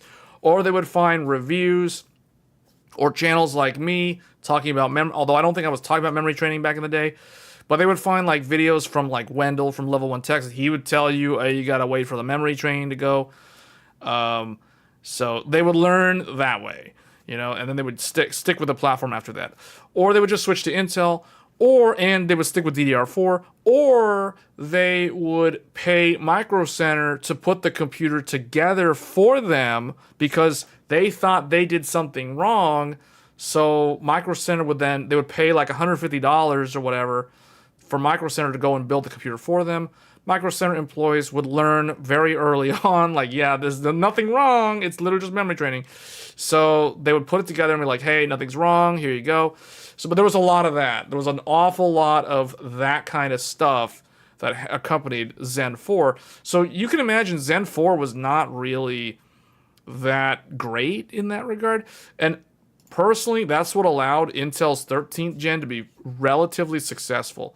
I do think that out of Intel's recent launches, the 13th gen was probably the most popular one because 12th gen had anti-cheat compatibility problems, E-core related things, that kind of stuff. They fixed all that with BIOS updates. So a year later, they launched 13th gen. They upped the E-core count dramatically. So now you can buy a 32-thread i9, which goes toe-to-toe with AMD's best in multi-thread workloads. And 13th gen was faster than AMD in gaming. So 13th gen, it used a lot of electricity, but it would bring the performance. So I believe that 13th gen was relatively successful for Intel. More so than 12th gen, definitely more so than 11th gen. But it kind of like, it was Intel launching the second generation of DDR5, whereas AMD's launching their first gen of DDR5, and we just talked about how many problems that had. So yeah, 13th gen was pretty good. It ran real hot. It used a lot of power. It would actually kill itself over time, but that didn't manifest until last year, where that would start showing up in large volumes. But that was kind of a thing. It didn't help that Intel sold a ton of these, and then they all started breaking down 2 years later. But yeah, and then 14th gen was basically copy-paste of 13th gen, so that one would also fail. But this one was like the voltage spiked even more hardcore, so it would fail even faster. That's why you would have both of these guys literally dying in the same year, even though this one was like less than a year old. So that didn't really help Intel's reputation. I've had a conversation with Micro Center staff about this, and I've heard from at least 3 individuals that the Intel brand has been tarnished because of the 13 and 14th gen issue with the degrading of the silicon. A lot of the consumers don't trust them. I asked the salespeople, I was like, well, why don't they just update the BIOS? And they kept telling me that it's because consumers are not going to update their BIOS. It doesn't matter if you tell them that they need to do that to fix the problem. They're just not going to do it. They're too afraid to update the BIOS. They're afraid that they're going to brick their computer, so they'll never update their BIOS unless they want to pay someone to do it. And some people did pay Micro Center to update their BIOS. They would pay the service charge to go and have somebody, they would bring the computer in, update my BIOS. I don't want my PC to die. So they would pay the fee. It's like $100, $150 or whatever. They'd pay Micro Center and they would do it for them. So, you know, but you got to imagine this left a very, very negative perception of Intel's quality because the normies are having to pay $150 for someone to update their BIOS.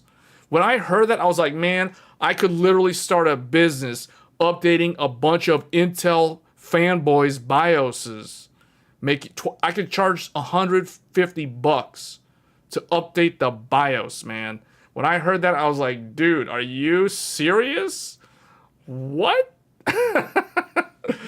But you can imagine people were not happy because there would be people like, man, I'm not going to update my BIOS because I shouldn't have to do that. I should not have to go into the BIOS. I should not have to touch that. If Intel is going to try to tell me I have to do that, I am never buying Intel ever again. Those are the responses that they would hear. They would hear this from the consumers. The people would be like, I'm never going to touch Intel ever again. And literally the fix is staring you in the face, dude. Update the BIOS and the problem is solved. What are you doing? It's like, I ain't going to touch it. I ain't going to touch it. It's not my problem. Intel, how dare they? They're so bad. They're so anti-consumer. They're so bad quality. They're a scam artist in disguise. It's like, I would hear people say they paid like $5,000 to build their 13900KS. 13900KS with RTX 4090, the fastest CPU for gamers, the fastest, well, quote unquote, the fastest Intel CPU for the gamers, the fastest NVIDIA GPU for the gamers. And it's like, the CPU is gonna die, bro. What are you gonna do? What do you mean it's gonna die? It's gonna die. No, it's not. It's gonna die. 2 months later, games start crashing. Blue screens start happening. It's like, I told you to update your BIOS. It's like, I'm not going to do it. I'm not going to do it.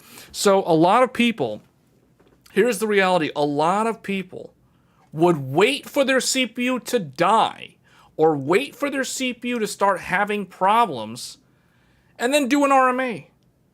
They're going to do an RMA. I'm like, why did you wait?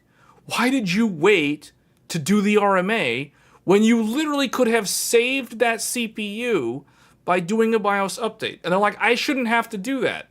This is the reason why I am strongly convinced that as smart as AI appears to be in 2025, AI will never be able, at least it'll be a long time before AI is able to understand human irrational decision-making and irrational behavior. Because this is an example of human irrational behavior. Literally, you update the BIOS and the problem goes away. It's like, no, you're not going to do it for whatever reason. For some irrational decision-making, it's like, I think of the meme with all the math numbers on the screen. It's like, update your BIOS. Math numbers and algebra all over the screen, calculus. And they're like, no. It's like, I'm not going to do it. Okay, well then your computer's going to die. Your CPU's going to die. Eventually it'll die. It'll happen. It's bound to happen. It's just going to cook itself, man. Like that's how it works. Because people, for some reason, the irrational behavior, there's this idea that it's not going to happen to me. It's not going to happen to me. Like, I got one of the good ones. I got one of the good ones. And then like 2 months later, the problem starts happening. You know, like, you know how many comments I have seen on my, I literally made 3 videos, but one video shows exactly how, so there's I made 2 videos last year on the Intel vmin issue. The first video was before Intel had a BIOS update. So the first video shows you how to nerf the performance of the CPU so you don't let it kill itself. I basically introduce power limiting. The second video shows exactly how to update the BIOS. And I literally tell people, follow the instructions in the video, and they're not going to do it. And all I see now, there's some people that do it, but a lot of comments in the videos prove to me that irrational human behavior, that I cannot comprehend decision making. You can read in the comments all the people complaining about it's an Intel problem, Intel should solve it, or I'm not going to do this because I'm not going to run the risk of breaking my computer.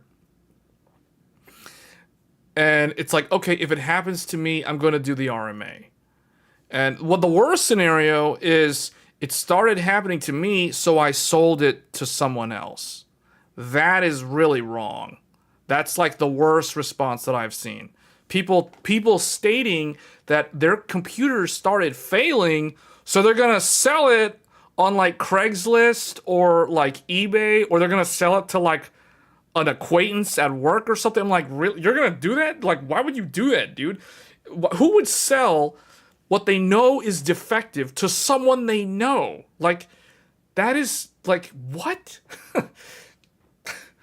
Anyway, this is what I mean by AI will not be able to understand irrational human behavior.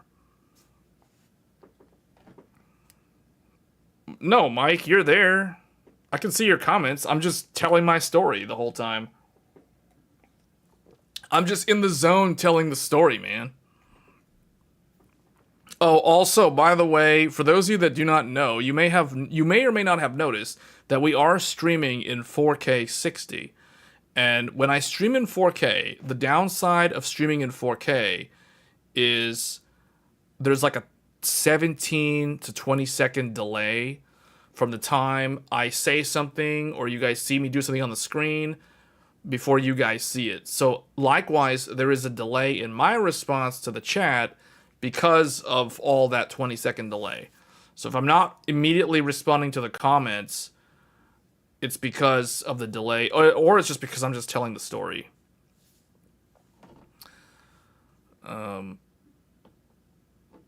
Micro Center, what?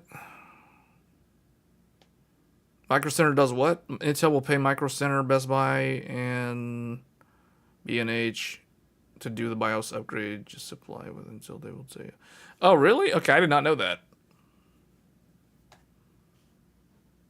I did not know that they do that. That is good to know. Yeah, I did not know that Intel had like an agreement with Micro Center to do that for free. That is very good to know, though. Especially for people who are buying 14th gen in 2025, although I don't really recommend 14th gen in 2025. Yeah, there's too much of a delay. I don't know. We talked about this. I don't know. I can still respond to the chat. It's just it's slower for me to respond now. So I don't know. Maybe we'll probably keep doing the 4K stream for now. But if it becomes if there's too much of a delay in responding, then I may go back to 1440p. Just because 1440p allows me to use low latency streaming mode. 4K is not supported. So I have to use normal latency, which has like a 20-second delay.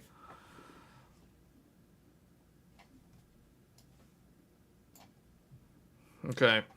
Well, it looks like, let's see. So 2025, here we are. This year, we're probably going to see U300 from Intel in a few months. So we've gotten Zen 5 X3D this year. We're probably going to get Intel's Alder Lake refresh. Let me undo the circles on this. So Intel will launch the Ultra Series 300 processors for desktop for the LGA, the existing LGA 1851. But I highly doubt that a lot of people will jump on the bandwagon because this is literally the last CPU of the socket. So if you wait until October and then you buy an Intel Core Ultra 385K or whatever they're going to call it, just know that that is the last CPU. That is your one and only CPU for that entire motherboard platform. There is no upgrade after that, because Intel's next generation platform will definitely be on a new socket. There's all kinds of rumors about that new socket already circulating about. So LGA 1851 was supposed to be for Ultra 100S, Ultra 200S, and Ultra 300S. Now, Ultra 100S, also known as Meteor Lake on desktop, was apparently canceled early on. So this never happened. As a result, Intel went and took their existing Raptor Lake and basically refreshed it into 14th gen. That is the reason why 14th gen exists as an actual product.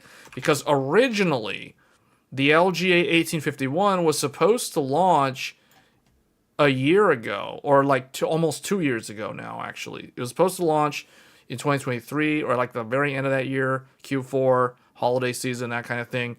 It was supposed to feature the Ultra 100 series. So like an Ultra, I don't know what the marketing name was. I assume it was the Ultra, 185K for LGA 1851.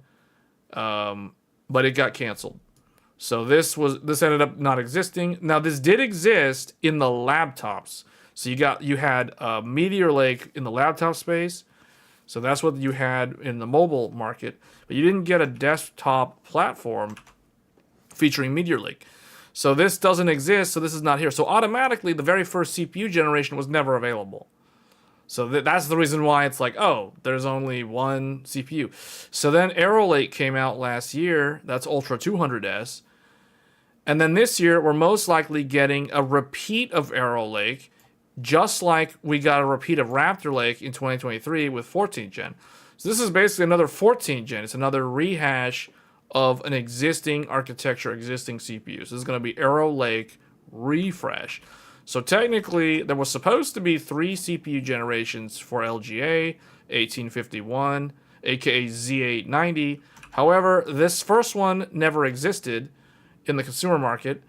The second one was last year, and the third one, which is now going to be the second one, is a refresh of the second one. So this is the reason why technically there's really only like one actual generation of CPUs, like architectures, for the LGA platform, the 1851 socket. And that's the reason why I don't really see a lot of people upgrading to this, because it's one of those things where it's like, do you really want to buy into this knowing that you can't go anywhere else with it, or do you want to get Zen 6 next year, or Intel true next gen, Intel Next in 2026? So personally, I wouldn't recommend the refresh, knowing that next year there's going to be significantly better platforms from both AMD and Intel.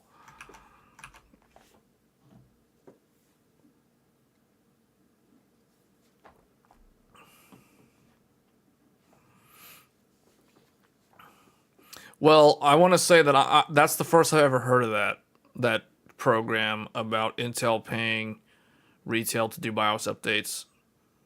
So that means you could take it to a Best Buy and have Geek Squad do the upgrade, and you don't have to pay because of Intel. Okay, well, that's good to know. I didn't know that. This is the first I've ever heard of this.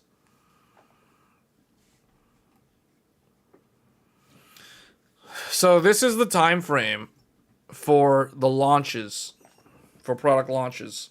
And it makes a lot of sense. You can kind of see how Moore's Law has slowed down. Especially here, it's very apparent that Moore's Law has slowed.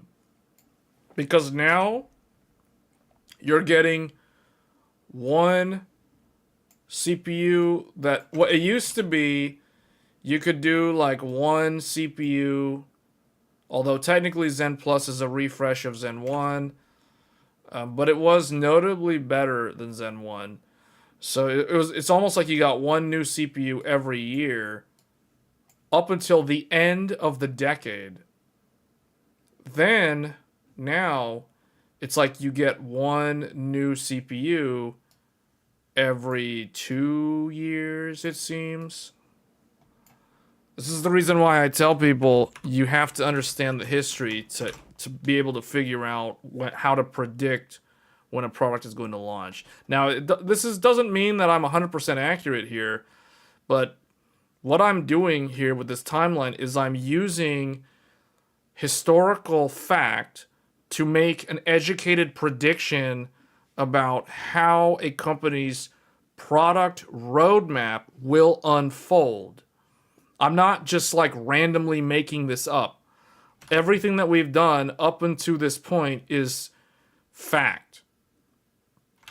The one thing that remains is the Alder Lake refresh. But I am pretty certain there will be an Alder Lake refresh. Now, where I could be wrong is if Lip Bhutan decides to cancel U300. He could very well cancel. I highly doubt that he's going to cancel it, though, because Intel still has to fulfill their roadmap. The product managers, they still got to, like, they have their literal job role. They have to, like, bring their roadmap to the market, you know? So it's like, I don't see this not happening.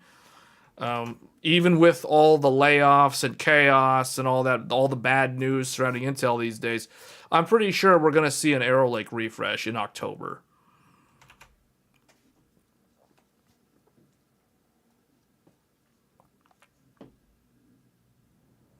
AMD still does the one CPU a year. They don't. In mobile... Well, do we want to do the mobile? Do you want to do the mobile CPUs? We can do the mobile CPUs. So here we had Zen 1 mobile. We'll just say M for mobile. Zen 1 on mobile was 2018.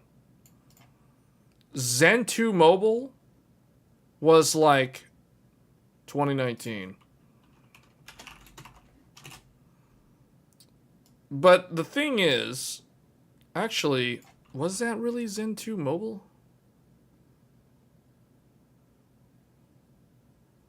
I think it was Zen Plus mobile. Zen Plus mobile. I don't think there ever was a Zen 2 on mobile. There was something called Zen 2 Plus. Zen 2 Plus mobile. Zen 2 Plus mobile was amazing. Zen 2 Plus mobile was also known as Renoir, like the character in Expedition 33, like the villain. And this was the magical mobile chip for AMD. This is the chip that single-handedly put AMD back on the map for the ODMs and the OEMs in the mobile space. Up until this point, most of the design wins were going to Intel for the mobile space. AMD, occasionally, like some companies like Asus, Lenovo would entertain the idea of making some AMD SKUs, but they were never as good as the Intel SKUs. They reserved all the high-end, like the flagship SKUs for Intel only. But it was this CPU in particular that was so good. It was like so much more energy efficient than Intel, because I remember when Zen 1 on mobile came out, it was known as Ryzen 2000U series. My ThinkPad from 2018 was it, and we have YouTube videos featuring this laptop, the ThinkPad A485. The A485 had a Ryzen 7 2700U. This is not a Zen Plus. This is a Zen 1 on mobile.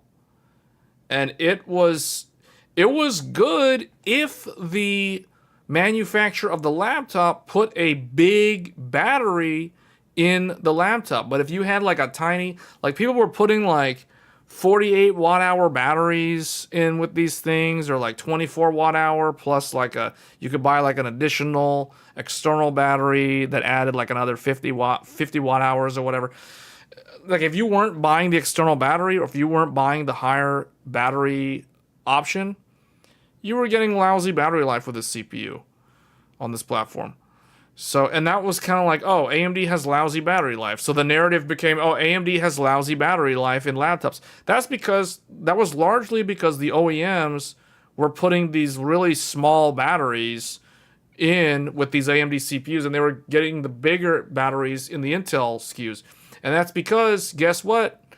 They weren't wanting to spend a lot of money on building a high-end laptop for an AMD CPU. So they're going to cheap out. They're going to put cheap batteries that don't have good battery life. They're going to use like cheaper quality components, all that stuff. Yeah, you can get the laptop for much cheaper than the Intel version, but it's like, are you really going to do it at the end of the day if you plan to keep your laptop for like 3 to 5 years? So probably not. So it was a huge uphill battle for AMD in the mobile space for like the first couple of years. It was very, very rough.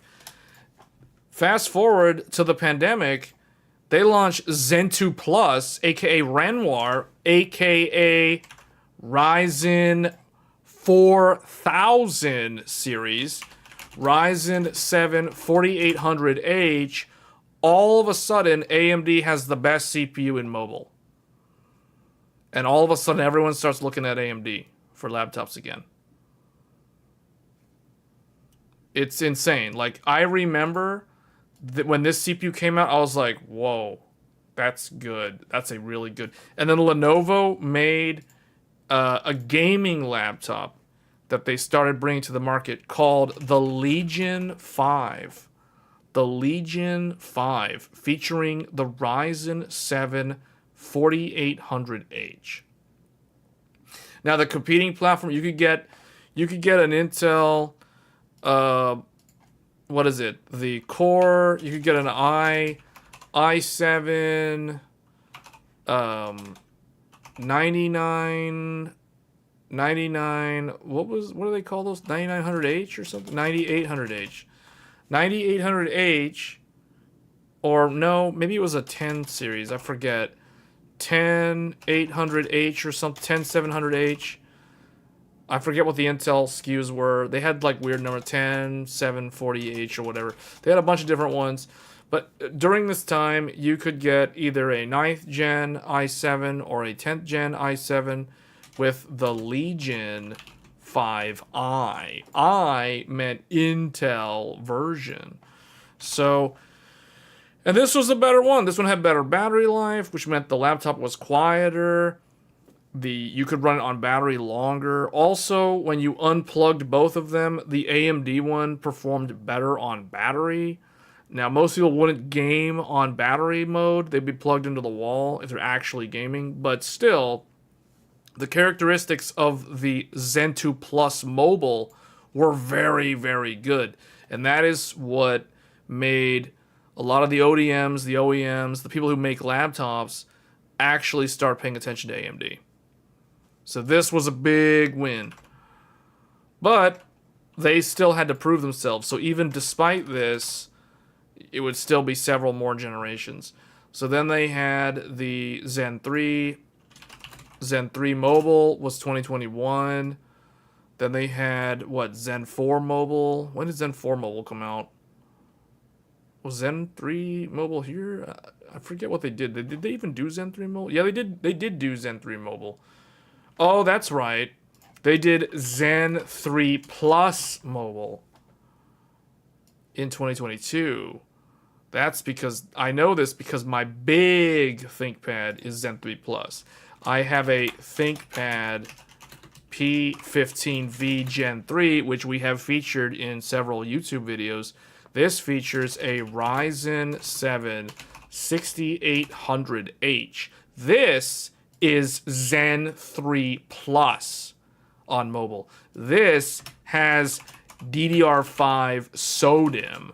Yes, DDR5 4800 SODIMM on a Zen 3. So it's unique because Zen 3, if you guys remember, Zen 3 on desktop was DDR4. Zen 3, at least Zen 3 on mobile was DDR4. But Zen 3 Plus was DDR5 on mobile. So my high performance laptop, which is this laptop, is Zen 3 Plus based with DDR5 SODIMM. So it's upgradable. I could run 64 gigs of DDR5 in my laptop if I wanted. It's upgradable, and it can run 2 Gen 4 M.2 drives. So that is a very high-end workstation laptop. So anyway, that is a 8-core, 16-thread in a laptop form factor. So then what did we get in 2023? 2023, they did Zen 4 mobile, if I'm not mistaken. That was... So here's where it gets kind of weird. So AMD's mobile CPUs, the naming got all messed up because there's Ryzen 7000 mobile that are actually Zen 3 Plus. They're basically refreshes of the 6000 series. Then you have the actual Zen 4 SKUs. So it's like if you have a like a Ryzen 7 73 or is it 7730U? I forget, but like one of the this is why it's so bad. Like the marketing naming on their products in this time frame in like 2023 was terrible because it's like 7730U or something, or maybe it's like 7740U. So one of them is like Zen 4, one of them is Zen 3 Plus, but they both have 7000 in the name. So it's just as dumb as like Intel, where Intel had like a 13400F, which was actually a 12th gen CPU. So, you know, which is rebranded. So AMD started doing stuff like this, which kind of like messed up the numbering. It was really hard to figure out like what was which generation. Yeah, so the 3 indicates Zen 3, the 4 indicates Zen 4, but both of them, well, one of them could use DDR4, or both of them could be DDR5. I don't know, it's like so confusing. Yeah, 70. Okay, so 70. So this one is Zen 3 mobile. This one is Zen 4 mobile. And then if we're doing like 7735U, this one is actually Zen 3 Plus mobile. Something like that, I guess. I don't know. It's just kind of like, what? Oh, man.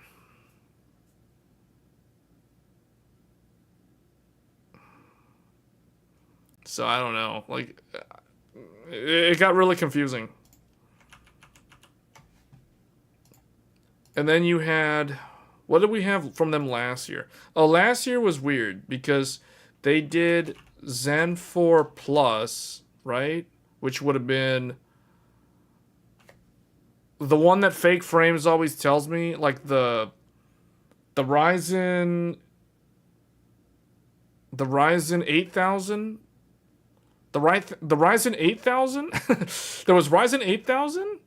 And there was Zen 5 mobile? Like, there was something like... There was this, both? Like, I don't know. They had, like, 2 different things, guys. They had... All I know is last year, the spring of last year, they launched Ryzen 8000H. Didn't they? Yeah. But they also launched... And here's where it gets crazy. Ryzen AI. Ryzen AI.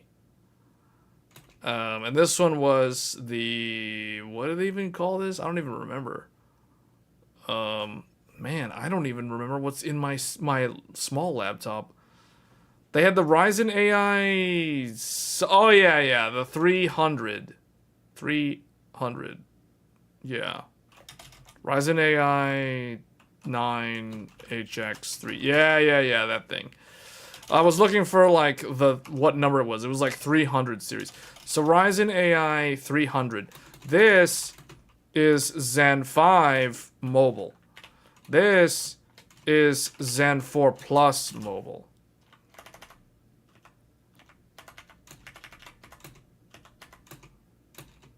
There. That's the difference. But then it gets even more complicated. As Mike is pointing out, they launched Fire Range this year. That brings us to this year. So they did Fire Range in 2025. They launched Kraken Point, Strix Halo. They launched literally 3 things in 1 year on mobile. They launched Kraken Point, Strix Halo, and Fire Range. All of these products are 2025 products in the mobile space.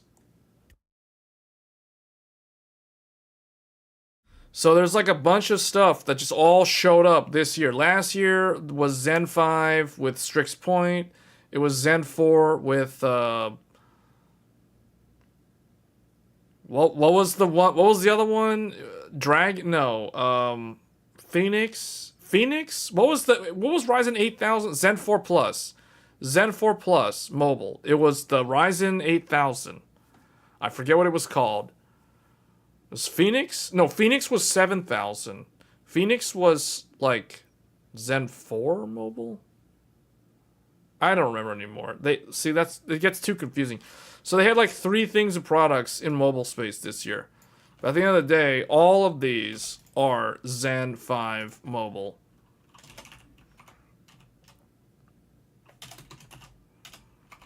Zen 5 mobile. Hawk Point. Hawk Point was the Zen 4 Plus. Or was it? I don't know. Yeah, I don't know. So this whole thing about, AMD launches every year. Kind of. Sort of. If you count the pluses as a new generation. I mean, they kind of do it, sort of. Yeah, and that doesn't even... We haven't even talked about, like, the handheld market. That's completely different. That's the custom silicon, the Z2 Extreme, all that stuff. That's like a whole nother thing.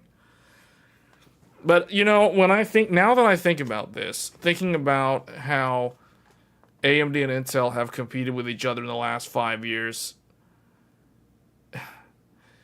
it's so weird to think that AMD...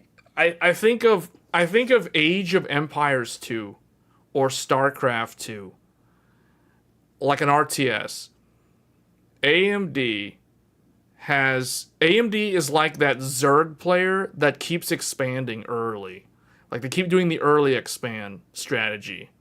It's like Intel's like the Terrans or the Protoss. Intel's like the Protoss. If you guys don't understand what I'm talking about StarCraft 2 or StarCraft 1 actually.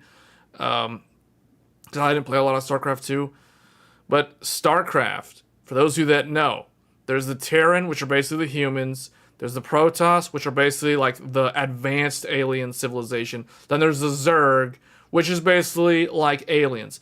So if you're not familiar with StarCraft, just think the Terrans are humans. The Protoss are like the race of the aliens in the Predator series. And the Zerg are like the race of the aliens in the Aliens franchise.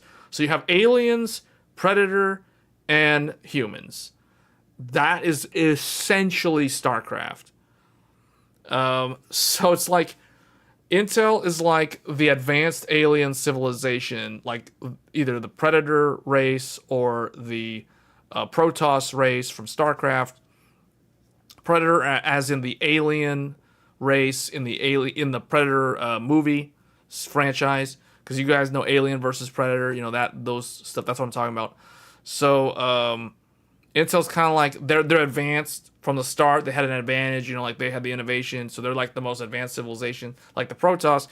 AMD is either like the Terran or the Zerg. They just keep on like building those expansions. You know what I mean? Like anyone who's played StarCraft competitively knows exactly what I mean by early expand.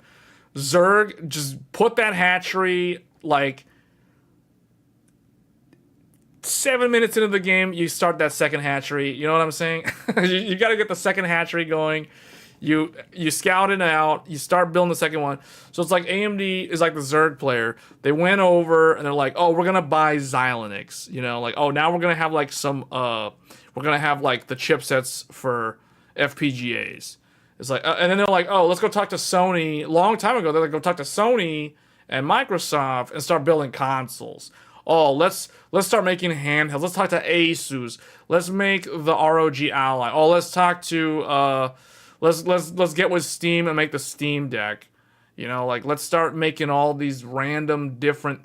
It's called the early expand. It's the early. They're expanding. Expand. Get into handhelds. Get into networking division. Now Intel already had a networking division. They still have a networking division. But it's funny just thinking about it that way. Yeah, AMD's basically like the Zerg, and they're building up so quick. They're building up so quick, man. They have like it's like Intel. It's like a Protoss player that has like Intel started over here, and AMD as a Zerg player like started like over here. You know, like they started on the map. This is like Lost Temple. This is Lost Temple in StarCraft Brood War. AMD started on the west side, Intel's on the east side of the map, and then it's like AMD took the early expand down here. Like 7 minutes into the map, they go and they take the Sony territory. Oh, but they went through this. They did another expand onto the island. They got the Microsoft camp too. They put an Overlord. He dropped the drone. Get that little island over there on Lost Temple. You'll get that secret hatchery going. Meanwhile, Intel, they've got the network division over here. So they got the natural expansion over here. You know, so they've got the network stuff. They've got this. Oh, AMD goes and they expand. They get Xilinx somewhere like in the middle over here or whatever. They get Xilinx acquisition. So you see what I'm saying? It's like AMD's expanding so quick. It's like, oh, let's go team up with Asus up north. Let's go get the ROG Ally. Oh, wait, Microsoft's interested. Okay. Xbox Ally X. So AMD's got like 1, 2, 3, 4, 5 expansions. These are the wrong colors. I just realized that. So AMD's got like 1, 2, 3, 4, 5. I guess Xilinx is right in Intel's backyard. So it's like, oh, we got a networking, we got FPGAs, MediaTek. Let's get some Wi-Fi 7 out. So it's like, oh boy, man. Pretty much like, uh-oh, we've got some expansions. Intel, however, has the Foundry. Intel has the Foundry. So that's a huge chunk of Intel's potential market. But they're having problems.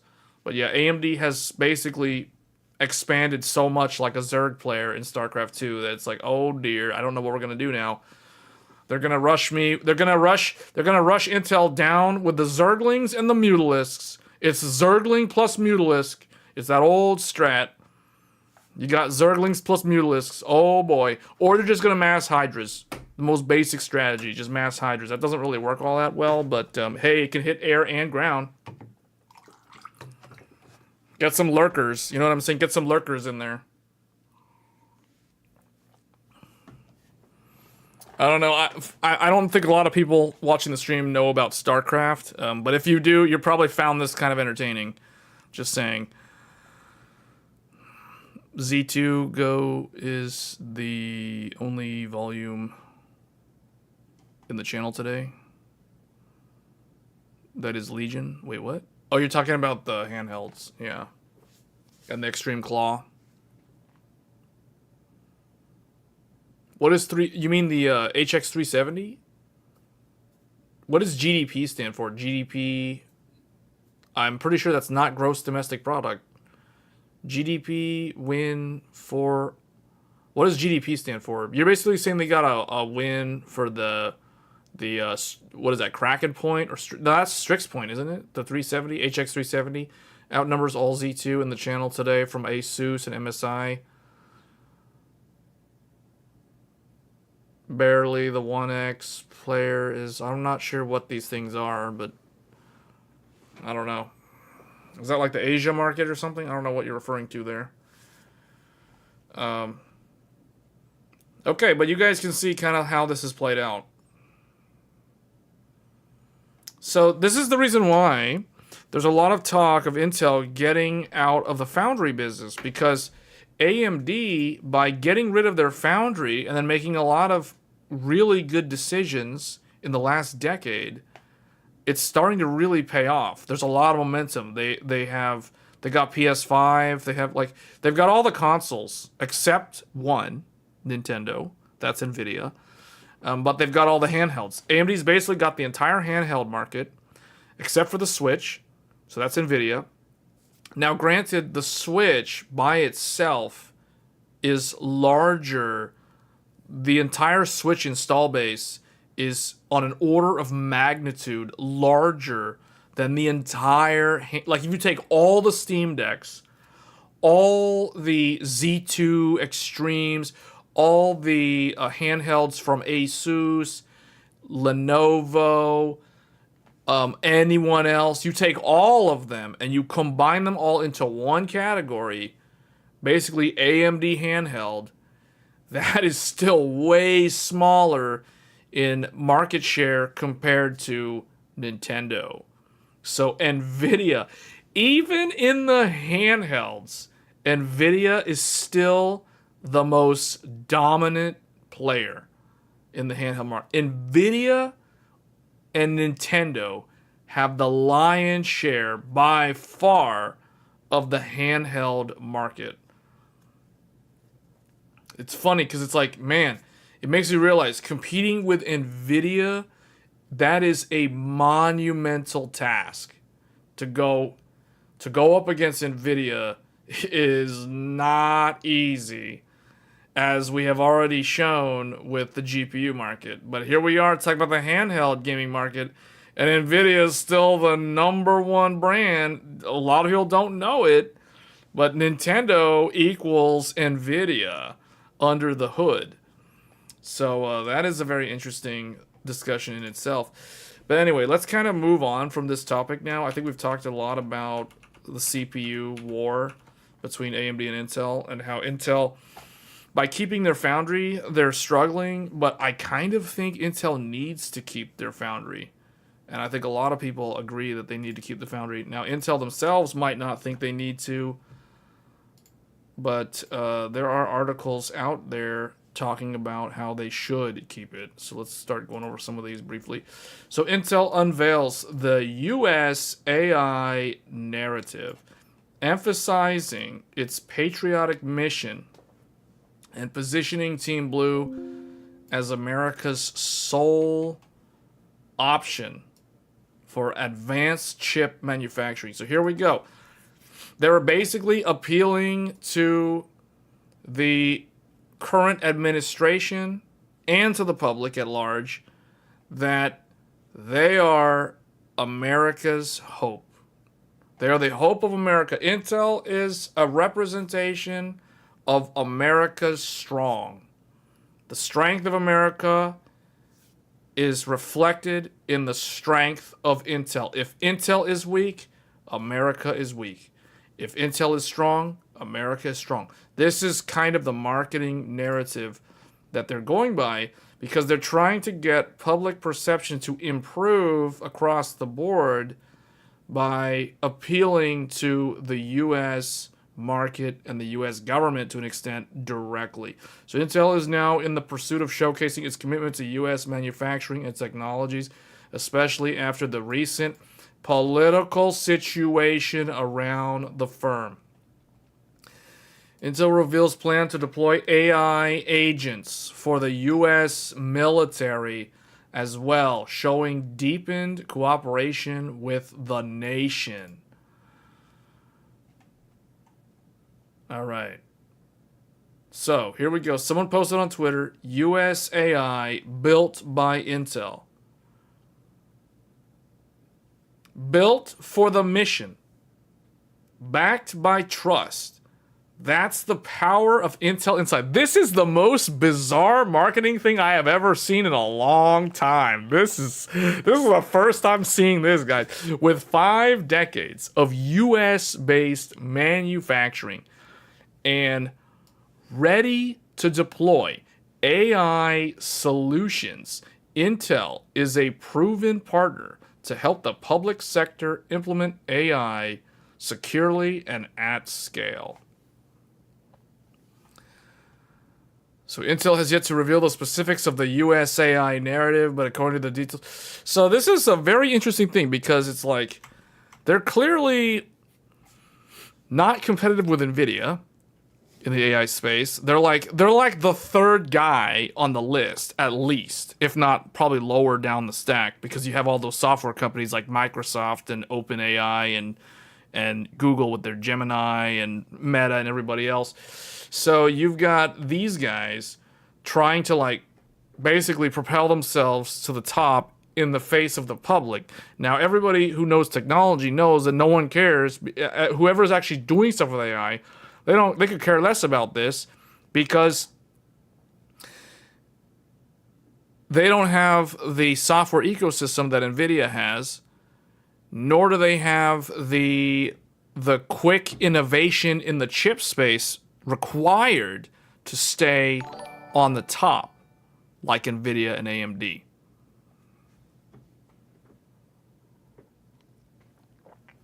Get Intel out of ThinkPads. You want a new AMD?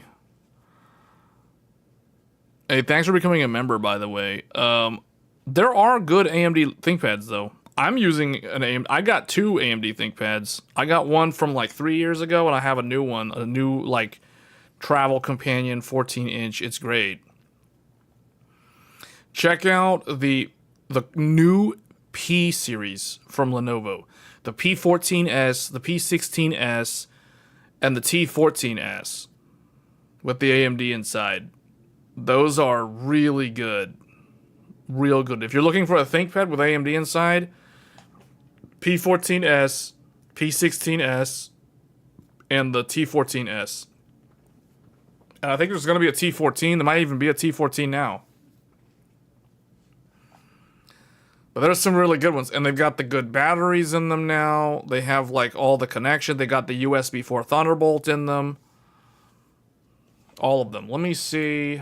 Lenovo ThinkPad T14S. Let me see.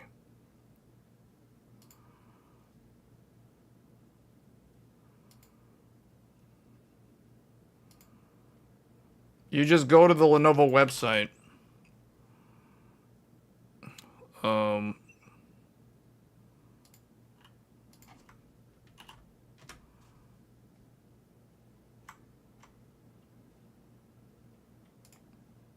Okay, look. ThinkPad, laptops.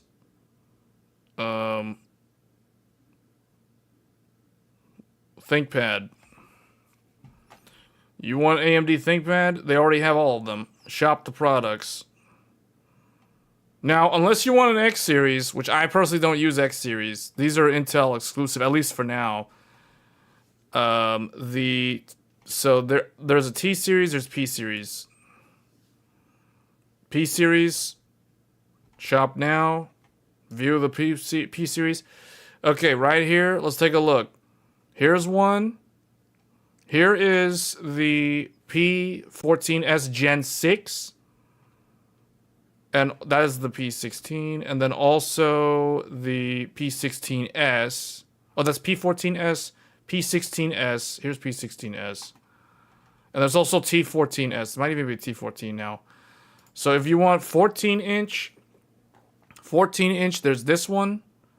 The AMD Gen 6. You want to look for P14S Gen 6 AMD. The mobile workstation. Here they are. You can get, you can even build your own. This one, the first one's build your own. But they usually have a doorbuster. So here's the doorbuster. The doorbuster has the AI 7 Pro 350 with 64 gigs of upgradable SODIMM. This is socket DDR5. This is not soldered DDR5. So there's that. So these come with actual SODIMM DDR5. And then you also have P16 if you want the big 16-inch. That's going to be Gen 4. This one has better cooling. It also has the numeric keypad, so if you want a numeric keypad, you have the numeric keypad. Some people don't like that though. The doorbuster has 60. I like that they're finally starting to offer pre-configured laptops with 64 gigs of RAM. So you guys can see here, this one has the AMD Ryzen AI 9 HX Pro 370. That's the one that Mike was talking about earlier for the handhelds. Windows 11 Pro, integrated Radeon 890M, 64 gigs of socketable SODIMM that's upgradable, not soldered DDR5, that's dual channel, and then a 1TB SSD Gen 4, so you could upgrade that to whatever you want. And the what I consider the proper resolution, although you can change this if you want a 4K OLED, you can get a 4K OLED on a laptop. Now, I personally do not recommend an OLED on a laptop because of the pulse width modulation, flicker. So if you like to run the brightness really, really low on your laptop, you're going to have flicker. So if your eyes are sensitive to flicker, you're going to get eye strain. So I personally do not recommend OLED. So I prefer IPS when it comes to a laptop screen. And I also believe that 1080p, this is actually above 1080p. This is 16:10 aspect ratio. So I personally would probably go with this one if it was me, $1,700. To me, that is actually a pretty good deal considering what it includes. It has the ThinkPad build quality. It has the highest end AMD CPU in the mobile space. Now, this is not fire range, so this one has the AI processor, hence the name AI in the product SKU. So this one has the NPU built in, just like on Intel's Meteor Lake and Arrow Lake mobile CPUs, as well as Intel's Arrow Lake desktop CPUs. And then you get the integrated 890M. This is the best integrated GPU right now. It's integrated on the APU. 64 gigs of RAM. You could probably go all the way up to 128 gigs of RAM if you need 128 gigs of RAM. You could go all the way up to probably a 4TB SSD configurable from Lenovo if they offer it. But I personally think that this is the correct display to get. Unless you, for whatever reason, really like OLED and you want to run the brightness level relatively high. OLED typically is not as energy efficient as IPS because you kind of have to run OLED at a higher brightness level to avoid flicker. So it kind of defeats the advantage that OLED has in terms of power. So you end up getting better battery life with a standard IPS panel. So these are the sort of things that you don't actually hear in reviews. So this one's pretty good, guys. Like, that one actually looks really good. I might actually be in the market for a laptop like this P16S later this year, because my existing 16-inch laptop it's about 3 years old, which means it is at the time where it is, time to consider replacing it. Now, I don't have to. There is nothing really wrong with the Ryzen 6800H that I currently have, but this is significantly better in a lot of ways. It's going to be lighter. It's going to have better battery life and just better performance, and it has 64 gigs. Now, I could go with 64 gigs on my old laptop. I'm probably not going to even bother, but yeah.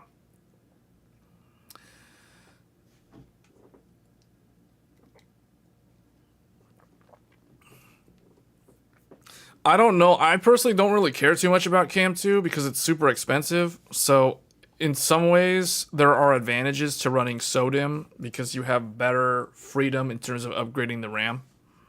So I don't really have anything wrong with it being SODIMM. Now, AMD's Strix Point was LPDDR5X, either 7500 or 8000 from last year. But yeah, this is the sort of laptop that I would actually buy. Like this one right here. Actually, the one literally right above me on screen. This is the sort of specs that I look for in a laptop. It needs to be business class. I don't buy consumer grade laptops. I don't buy gaming laptops. Like, definitely not. No. I want something that will actually last good, and if I drop it, it's not going to crack and fall apart or get a dent in it or something. So yeah.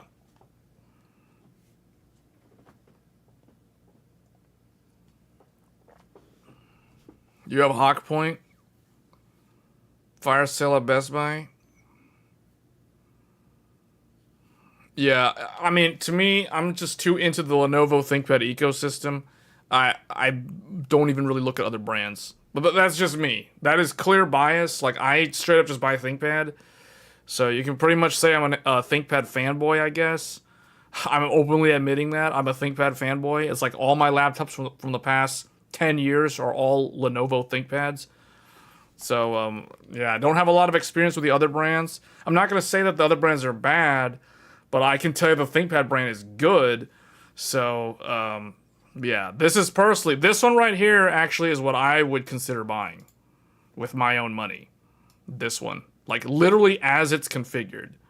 It just has to have the backlight, which it probably does. Let me see additional specs here. This one has, look at that, 86 watt hour battery. 86 watt hour battery. So it's got the big, nice battery. So it's going to get super long battery life. It has the fingerprint reader. So it has your Windows Hello if you want to use that. It has the backlit keyboard. And it's white LED. I don't want RGB. No, no, no. I want it white LEDs. I don't care about RGB. I want it to be white LED, and that's exactly how Lenovo does it. This is not RGB, which is good. And then it has Wi-Fi 7, the full fat Wi-Fi 7. And then you have, you know, if you want a smart card reader, if you have like if it's like a company laptop, it's going to have like a smart card reader or whatever. It's going to have like the TPM thing in there. But typically you would get that from your employer. So yeah, this one right here is probably a really nice one. 64 gigs out the door. The only thing I don't like, I wish this was a 2 terabyte instead of or even a 4 terabyte would have been even better.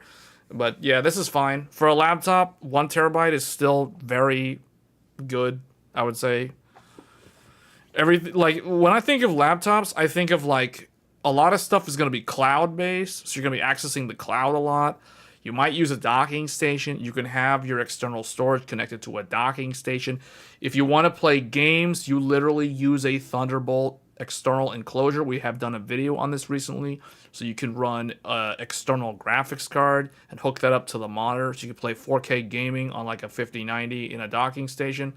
So we've done a video on that subject if you're curious. So that's why I don't care about gaming laptops. Like, I completely ignore gaming laptops. I know some people like them. I just think they just don't, I don't know. They just don't appeal to me. I only like the boring, understated, industrial, business laptop. ThinkPads are awesome in that regard. So I don't need a discrete GPU. I use external GPUs with a dock, with Thunderbolt. This has 2 Thunderbolt ports included. So you got your dual 40 gigabit on there. So it's totally fine. It's full Thunderbolt 4, which is basically USB 4. So everything in there is good. So yeah, this is actually pretty good. This is actually a pretty good deal. Like, I would say normally, I mean, they're claiming $2,500. To me, that $1,700 makes sense for this class of laptop with these specs. So I kind of think this is good. Because alternatively, if you wanted to buy like an Asus ProArt, last year we looked at the Asus ProArt, which had a very similar processor to this. In fact, it was just the non-pro version.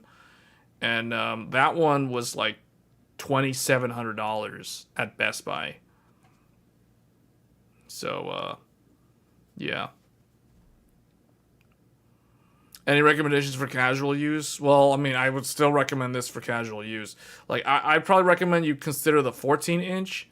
The 14-inch, this is what I would use if I was going to be, like, on a business trip. I'll give you guys an example. Like, if I was going to Taiwan for Computex next year, this is the sort of computer that I would take with me.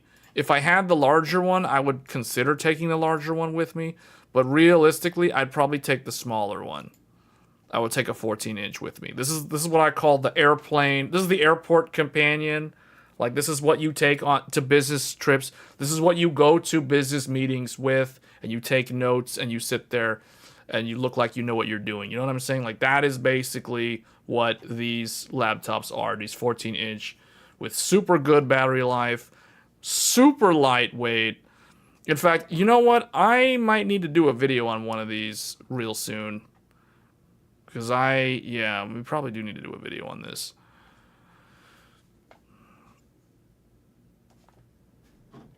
RK has the Lenovo for graphic design. See, that's exactly what I'm talking about. And the thing is, this AMD, the integrated AMD, the integrated Radeon thing, this is so good. You like, if you're video editing or photo editing, this is good enough. Like this for like DaVinci Resolve, this is great because this thing can decode and encode AV1. Like, it's got everything. So, yeah, it's good. Like, I could literally stream, I could do Tech Thursdays from one of these and literally stream or record in AV1 if I wanted, because it has it.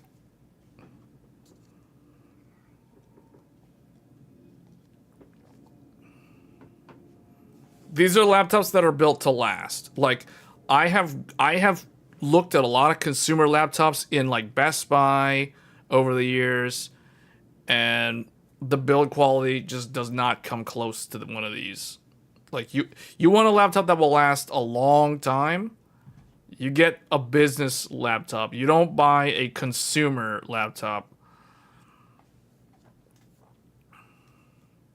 Let's put it another way. There's a reason why companies, like actual corporate companies, they select these type of laptops for their employees. So if you work at Google, well, if you work for Apple, you're getting an Apple. You're going to be forced to use a MacBook no matter what. But if you work for Meta in San Jose, if you work for Google, if you work for any of those tech companies, Microsoft, whoever, guess what? Guess what you're getting as an employee? You're going to be using this type of machine. You're not going to get a gamer laptop. You're not going to get some cheapo thing from like Best Buy, $500 special. No, you're not getting one of those. You're getting one of these type of things. Lenovo, the Cadillac. Yeah, man, I know, right? Like, straight up. You're preaching to the choir, man. Lenovo is the Cadillac of laptops. Lenovo is the Cadillac, the Lexus, the Mercedes, and the BMW all combined into one brand of laptops.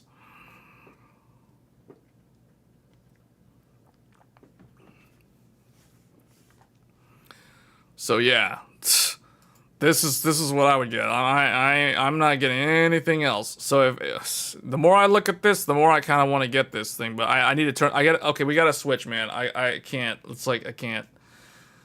This is like, to use a Dragon Ball Z reference, this is like when Gohan was looking at the artificial moon for too long, his tail grew back, and he turned into the giant ape.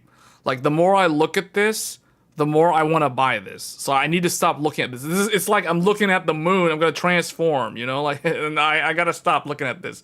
So, okay. So, in other news, Capcom will showcase its recent and upcoming releases with a 90-minute Capcom Presents panel at New York City Comic Con. So, this is like a 180-degree swing from what we were just talking about. So, that's cool. One thing I noticed, Capcom has a lot of games coming out next year. So, they got Resident Evil. They've got Onimusha. I think there's going to be like another Street Fighter season update, including the Switch 2 version. And I believe Monster Hunter Wilds is getting the really, really big update at the end of the year that's supposed to fix all the performance problems that everyone's been complaining about. All the people playing the game on a potato, they'll finally be addressed to some extent. But it's going to be like December. So it's like at the very end of the year. So that's going to be interesting to see how that plays out. So we already talked about Intel, USAI. We talked about the Asus BTF thing. So this is for September, for those wondering. So if you're on the fence, or if you've been waiting to get a new upgrade platform, you're gonna have some pretty good choices this fall if you're considering X870E. So there will be like some BTF motherboards from not just Asus but the others. There'll be some overclocker motherboards. Asus, the Apex is already out. There's gonna be the ASRock. The ASRock OCF is also gonna be out. That's the overclockers formula board from ASRock. And then we're also going to see some new motherboards from MSI in the form of the Godlike or the Godlike Max. There will probably be a BTF version of the Ace, a new Tomahawk, and like a new M-Power. But I don't know if the M-Power, when that's coming out. But I think like MSI is going to rehash the entire lineup of motherboards this fall. So stay tuned for that. So we'll be talking about motherboards over the next couple of weeks. I know we haven't done much with motherboards in a while, but there's new ones on the horizon from all four brands. It's basically the refresh. And the Z890 is going to get a new refresh too. I don't think they're going to change the name of it. Like, they're not going to do like Z990. I don't see the reason for them to do that. But there will be new AMD motherboards and new Intel motherboards this fall for those who have not upgraded yet.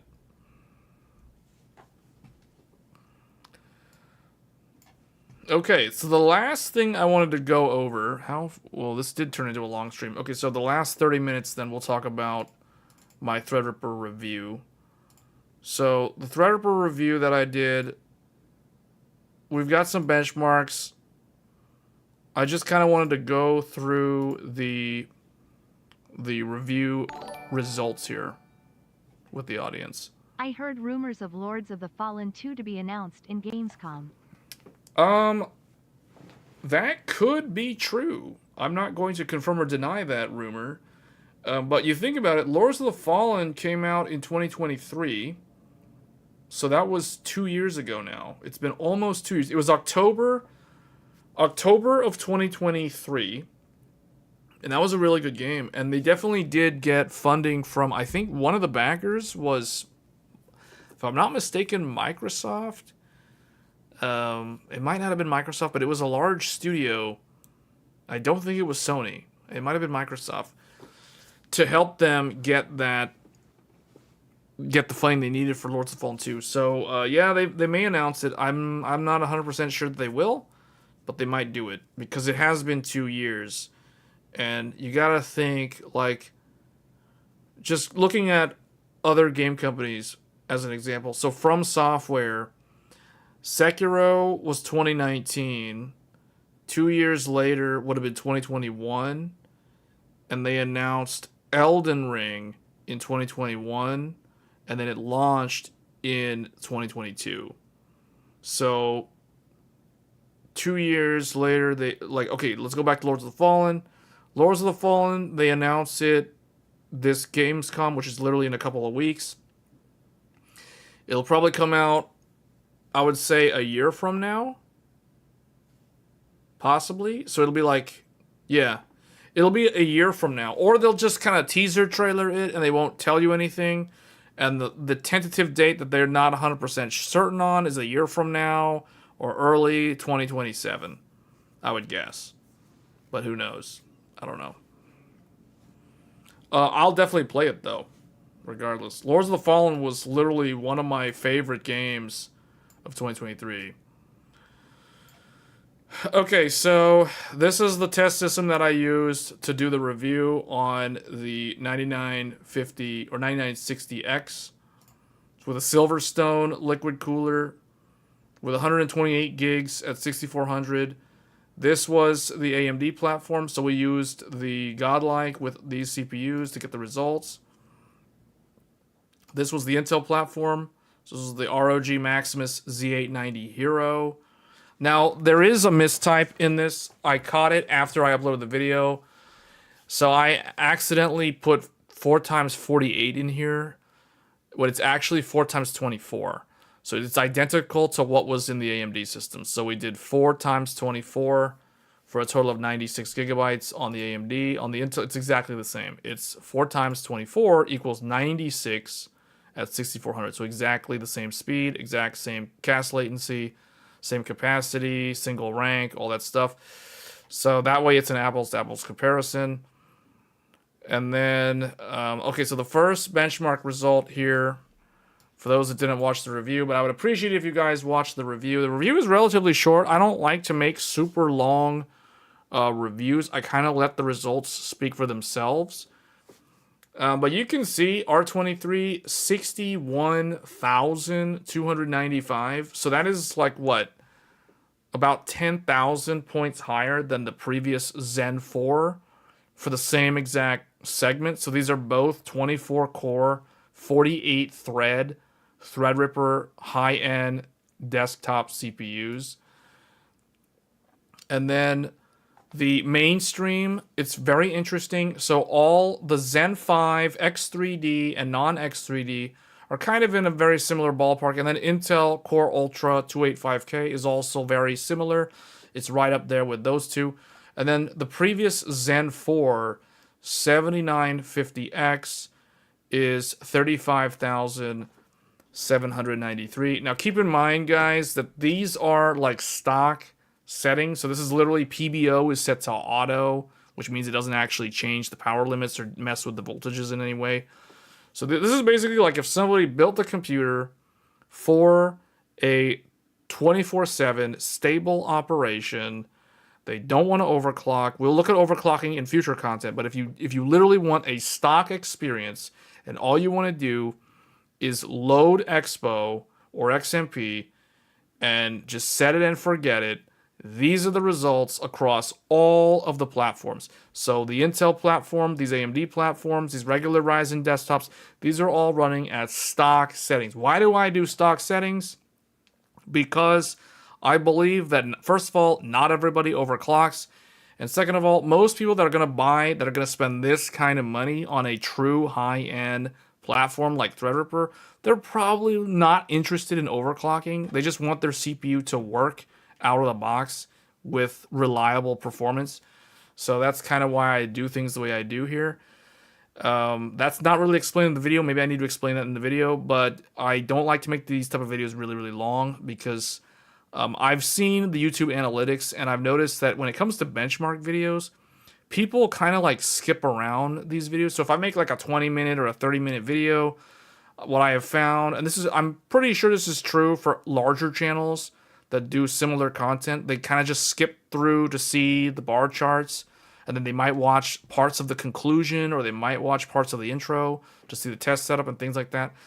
But yeah, you're kind of here just to see the results, and the results speak for themselves. Clearly, with R23, you see the thread advantage that Threadripper offers, and between Threadripper Zen 5 and Zen 4, you can see the IPC uplift going from Zen 4 to Zen 5. It is very clear here.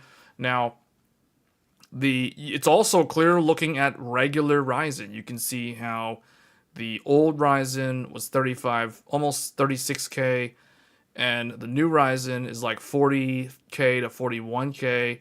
So that is a decent uplift there. And you can see that as you add more cores, this scales mostly linearly.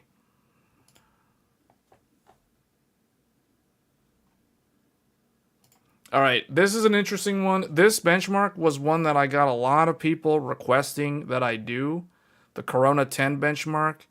So I did it as requested. We tested Corona 10. It was pretty easy. It's a free download. You just download it, you run it. It's super easy. This benchmark is a very unique result, though, because this one, not only does this one... Okay, at first you think, okay, Threadripper wins because it has more cores and more threads. Now, that is somewhat true. You can clearly see the core thread advantage that it offers. However, what's interesting about this benchmark in particular is Intel was the worst performer in this benchmark. So Intel's 285K is advertised as a 24-core CPU, which technically means that the Core Ultra 285K has the same, at least on paper, it has the same number of cores as the 24-core Threadripper that is basically the topic of this review. So you got a 24-core Intel versus a 24-core AMD Threadripper. Now, obviously, this is not apples to apples because we're taking a standard mainstream desktop, which is the Intel and the other Ryzen's, and we're comparing that to a true high-end desktop, which is the Threadripper platform. So obviously, there's something here that creates a massive gap in the results, and I believe that that result is the quad channel memory offered on the Threadripper platform, because the AMD platforms down here, these Ryzen results are similar to Intel. Now they outperform Intel, and that might be because these CPUs have 32 threads, whereas the Intel only has 24 threads.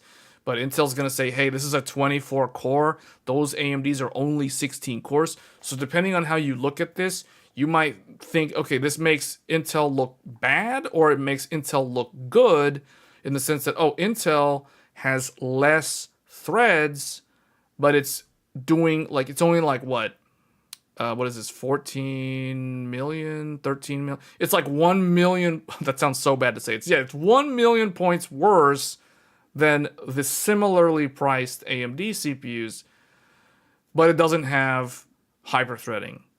So it's like without hyperthreading, it's only 1 million points worse than AMD with SMT. But what makes it look bad is it's like, oh, it's a 24-core CPU getting beat by a 16-core CPU. You know, it's like, who cares about hyperthreading at this point? It's like your 24-core can't beat the competition's 16-core, and the competition's 24-core literally demolishes your 24-core. Now, obviously, that's not really a proper comparison, but I wanted to show people, you know, quad-channel memory. This is what quad-channel memory provides. You wanted to see core and thread advantage, this is what it provides. So Corona 10 is actually a really, really good benchmark to showcase quad channel memory advantage as well as the core and thread advantage.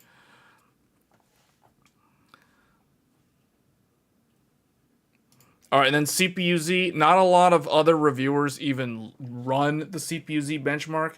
I ran it because it's free. I mean, I typically always use CPU-Z every time I build a computer just to verify the CPU skew and all that stuff in the operating system. It has a really good built-in benchmark that's super easy to run. You just run it. It gives you a good result. The nice thing about CPU-Z is CPU-Z also has a drop-down feature, so you can compare your CPU to some other CPUs that it validated. So here the results show the 9960X is the chart topper, again, as expected, 25,059 on multi-thread. And what's really interesting is the single thread. So 855 single thread is very, very good considering how power hungry the CPU is, and how when you don't need to use all the cores and it's going to do like one core, one thread workload, it barely uses that much power, and it's doing a much better result in the single thread over Zen 4. So Zen 4 was 737, Zen 5 is doing 855. CPU-Z has never really favored AMD in the results. And the other thing too that I want to point out is Intel actually, the performance of Alder Lake in CPU-Z specifically has improved dramatically. At launch, Alder Lake's numbers were around 850 in single thread, but after all the BIOS updates, after all of the Windows updates, after CPU-Z's updates, it is now scoring single thread numbers that are equal to the 13900K. So that is very good to see, because that does mean that Intel somehow managed to improve their performance. At least the single thread performance of Alder Lake is now, at least from CPU-Z results, it is now equal to the 13th and 14th gen Intel CPUs. So Intel has kind of like fixed whatever sort of gaps they had between their Alder Lake versus like their previous CPUs. So that's interesting to see. And then you can see like those 24 threads are doing really good. CPU-Z does show that the E-cores can give good multi-thread results. But it's not enough to overcome the thread advantage on the Threadripper as well as the quad channel memory. So here, Blender. So this one was a really weird one for some reason. I don't know why, but and I ran this test like 5 times.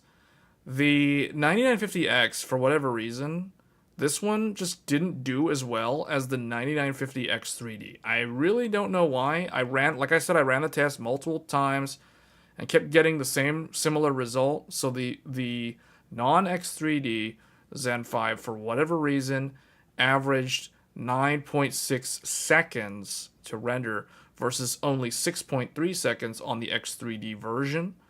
And then the Intel CPU was also very similar. So this is kind of like, to me, this sort of validates this result because the Intel and the AMD Ryzen 9 are very similar in their multi-thread performance. But I don't know why my 950X, for whatever reason, was not performing that well. But it was still faster than the older 7950X. That being said, Threadripper is just straight up faster because it has more threads to throw at the problem. And Blender doesn't really seem like a program that benefits, from what I could tell.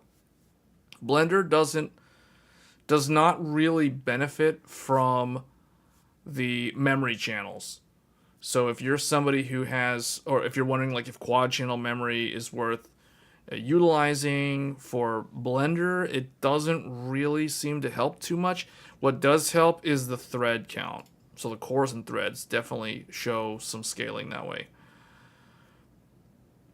And then DaVinci Resolve, this is basically rendering basically what I did was I took a 7-minute clip from one of my YouTube live streams. So I cut it to 7 minutes, and I rendered, the initial footage was a recording in H.264 Full HD. The reason why I transcode to H.264 in full 1080p is because in Blackmagic Design, in DaVinci Resolve, if you do this conversion process with the free version of DaVinci Resolve, so I'm using the free DaVinci Resolve, not the DaVinci Studio. If you do this, it will not use, for whatever reason, I have found that if you do this upscale using H.264, it will not use the GPU. It will use the CPU to re-encode the video to 4K. It's basically going to upscale a 1080p H.264 video to a 4K format, which means it's not going to look that sharp because you're upscaling a 1080 to 4K. So you can imagine it's going to use like nearest neighbor or bicubic or whatever to do the upscale. But it's a 7-minute video. It takes 7 minutes, or so for a 7-minute video, it takes these many seconds to render that duration of video. So obviously Threadripper is the fastest, 44 seconds to render a 7-minute 4K video. That is actually quite good. And then 49 seconds for the previous Threadripper. So I was a little bit disappointed here. It's still a good result, but I was hoping that the newer Threadripper would be slightly, like, noticeably faster than the previous Threadripper. Both of them were under 50 seconds. I was hoping that this one would be like right under 40 seconds, but it is what it is. And then the other 3 platforms that have the 16 core and the Intel 24 core, or I guess 8 plus 16, these are all kind of in the same neighborhood. And then you have the older Zen 4 way down at 72 seconds.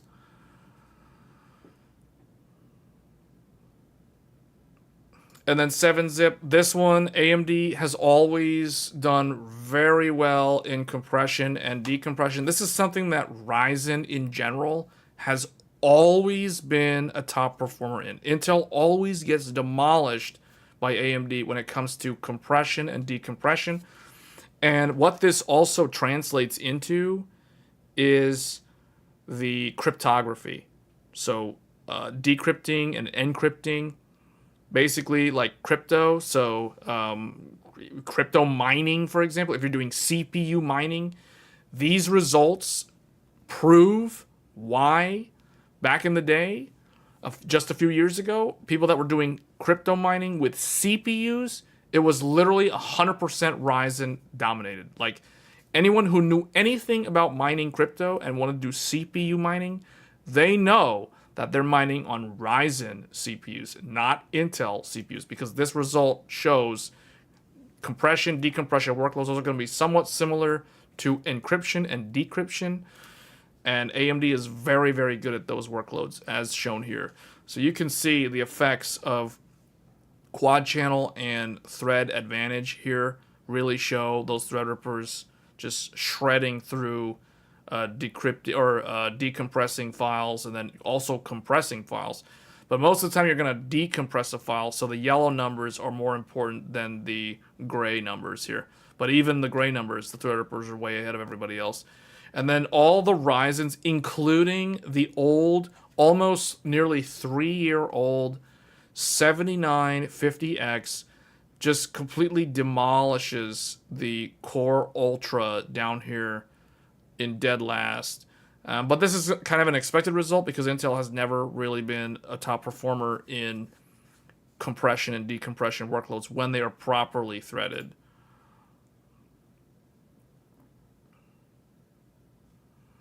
Okay, and then finally, I think this is the last one. Yeah, CPU-Z was the last one. Or not CPU-Z, 3D Mark. So 3D Mark, this one, it's kind of a messy slide, but you'd have to kind of pause to look at the numbers. So what this shows is that when the application is allowed to use as many threads as possible, the Threadrippers yield the best results. So 22,124 for the 9960X, and second place, 19,045 for the previous Threadripper 7960X. Now here, Intel was quite impressive with their quote-unquote 24-core, 24-thread Core Ultra. They did 18,742. That is quite good. That is within striking distance of the previous generation Threadripper. So this kind of indicates to me that 3D Mark doesn't really, at least this benchmark in particular, doesn't really scale with the SMT or hyperthreading. It seems like I could probably just go in and turn off SMT and force AMD to only run at like one thread per core, and we'd probably get similar results, at least I would imagine, just looking at these results here. So all the Ryzen CPUs, all the 16 cores are kind of in the same ballpark when at max thread. So you can't really see the differences in single thread performance. But what's interesting is you cap them to 16 thread. And Threadripper is still the top performer. But here, the newer Zen 5 architecture, for whatever reason, the Zen 5 architecture is performing really well in the 16 thread results. You can see the X3D is right there. The 950X is right above it. Intel's doing okay still, but it did dip quite a bit. And then the Zen 4 CPUs drop off like a cliff here, indicating to me that 3D Mark is an application. This CPU profile benchmark definitely tests not only the single thread performance, but the actual IPC, the instructions per clock efficiency of the processor, because Zen 5 did make a lot of significant changes to the architectural pipeline versus Zen 4. And this benchmark surprisingly brings a lot of those to the forefront here in these results. Then you cap it to 8 threads. You can see Zen 5 still holds strong over Zen 4. The Zen 4 results are the lowest ones here. Intel's starting to do pretty good when you're capping to 8 threads. You know why? Why does Intel do so well when you're capping to 8 threads? Because now the application is only running on the P cores. All 8 P cores are really shining here with 9,632 as the score. So you can see Intel's P core is slightly stronger than the AMD Zen 5 core because it is doing better. 8 P cores is giving on Intel is giving us a better result than when you restrict the AMD CPUs to only 8 cores. And here the Threadripper actually falls behind the mainstream CPUs because of the clock speed advantage that the mainstream CPUs have. And then 4 threads is kind of a similar story, just smaller scale. 2 threads, and then single thread gives you your single thread numbers. And what is really interesting here is, yes, these results show that Intel's Alder Lake has the best single thread performance in this benchmark, but AMD Zen 5 is so close, we're talking less than 100-point difference here in the scores on single thread results.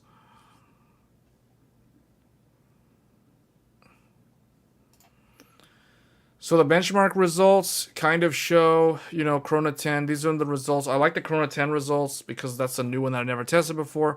But in general, the results, if you average them out, it's about 34 to 35% faster than a standard CPU. So like if you're thinking like, oh, should I get a 9950X or 9950X3D versus an actual Threadripper? Like if you pay more for a 24-core Threadripper, like what are you actually getting? Well, you're getting about 34% faster multi-thread. You're also getting the benefits of quad-channel memory. So if your app scales with memory bandwidth, you're probably going to have much better performance on a Threadripper versus a standard Ryzen CPU. And of course, like AMD is really good at like cryptography and compression, decompression workloads, which also probably means that if you're doing anything with like CPU encoding for whatever reason, it's probably going to run really, really well on this platform. And then, of course, I didn't talk about it in the review, but the other big change was, I did mention it, but I didn't show any like benchmarks. AVX 512 on Zen 5 is the full data path for AVX 512, which means one AVX 512 instruction can be completed in one clock cycle. Previously with Zen 4, it took 2 clock cycles to complete that one AVX 512 instruction because they had to basically break it up into two 256-bit instructions. So that's how they did it. That's why they kept saying double pump the thing. That's basically what they're referring to. So with Zen 5, it no longer has to do that, which means if you have an AVX 512 app, like we haven't looked at this, we might do a separate video on this, but there's a chess application out there, Stockfish, I think that's what it's called. In theory, Zen 5 should perform a lot better than Zen 4 in something like Stockfish with the AVX 512 engine because of the architectural change.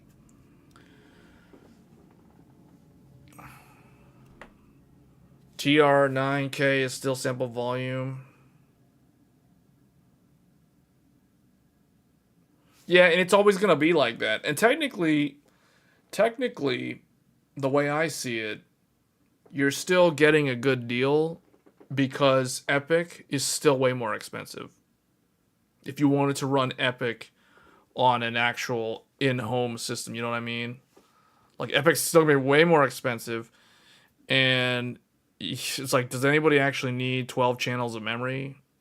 Just saying, right? Like, in a home environment, like, do you really need, what is that, dodeca channel memory? Like, do you actually need that? I don't think so.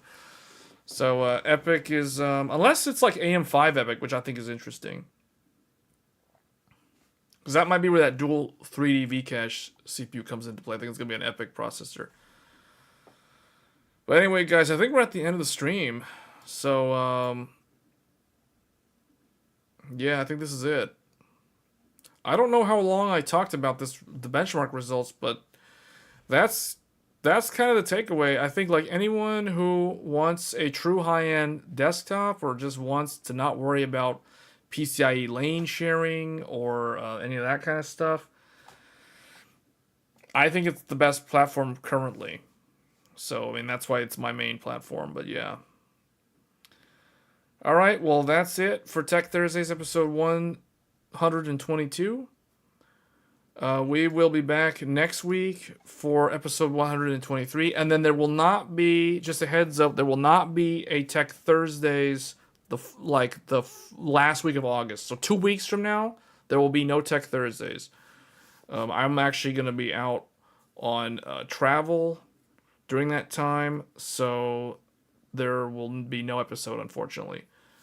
But we'll be back at the regular time on the 21st, and then I won't be here, so there won't be an episode on the 28th, and then I'll be back on the 4th. So, yeah, we've got one more episode for August, and then after that, it's going to be September.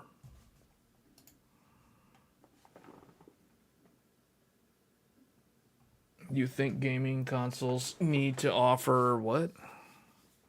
Handhelds cannot offer?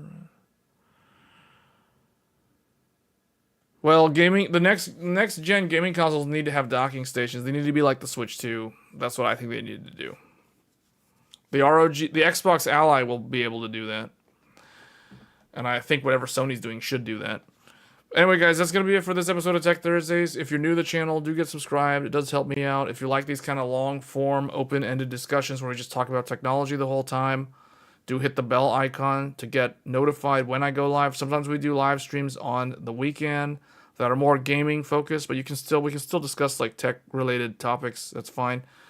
But this is the best place to get your tech related questions answered, so you can ask them live. And yeah, that's gonna be it. So this one was a pretty straightforward episode. I think it was kind of another timeline discussion, but I think it was a good one. So that being said, I'm gonna get on out of here. Thank you all for tuning in, and I will see you guys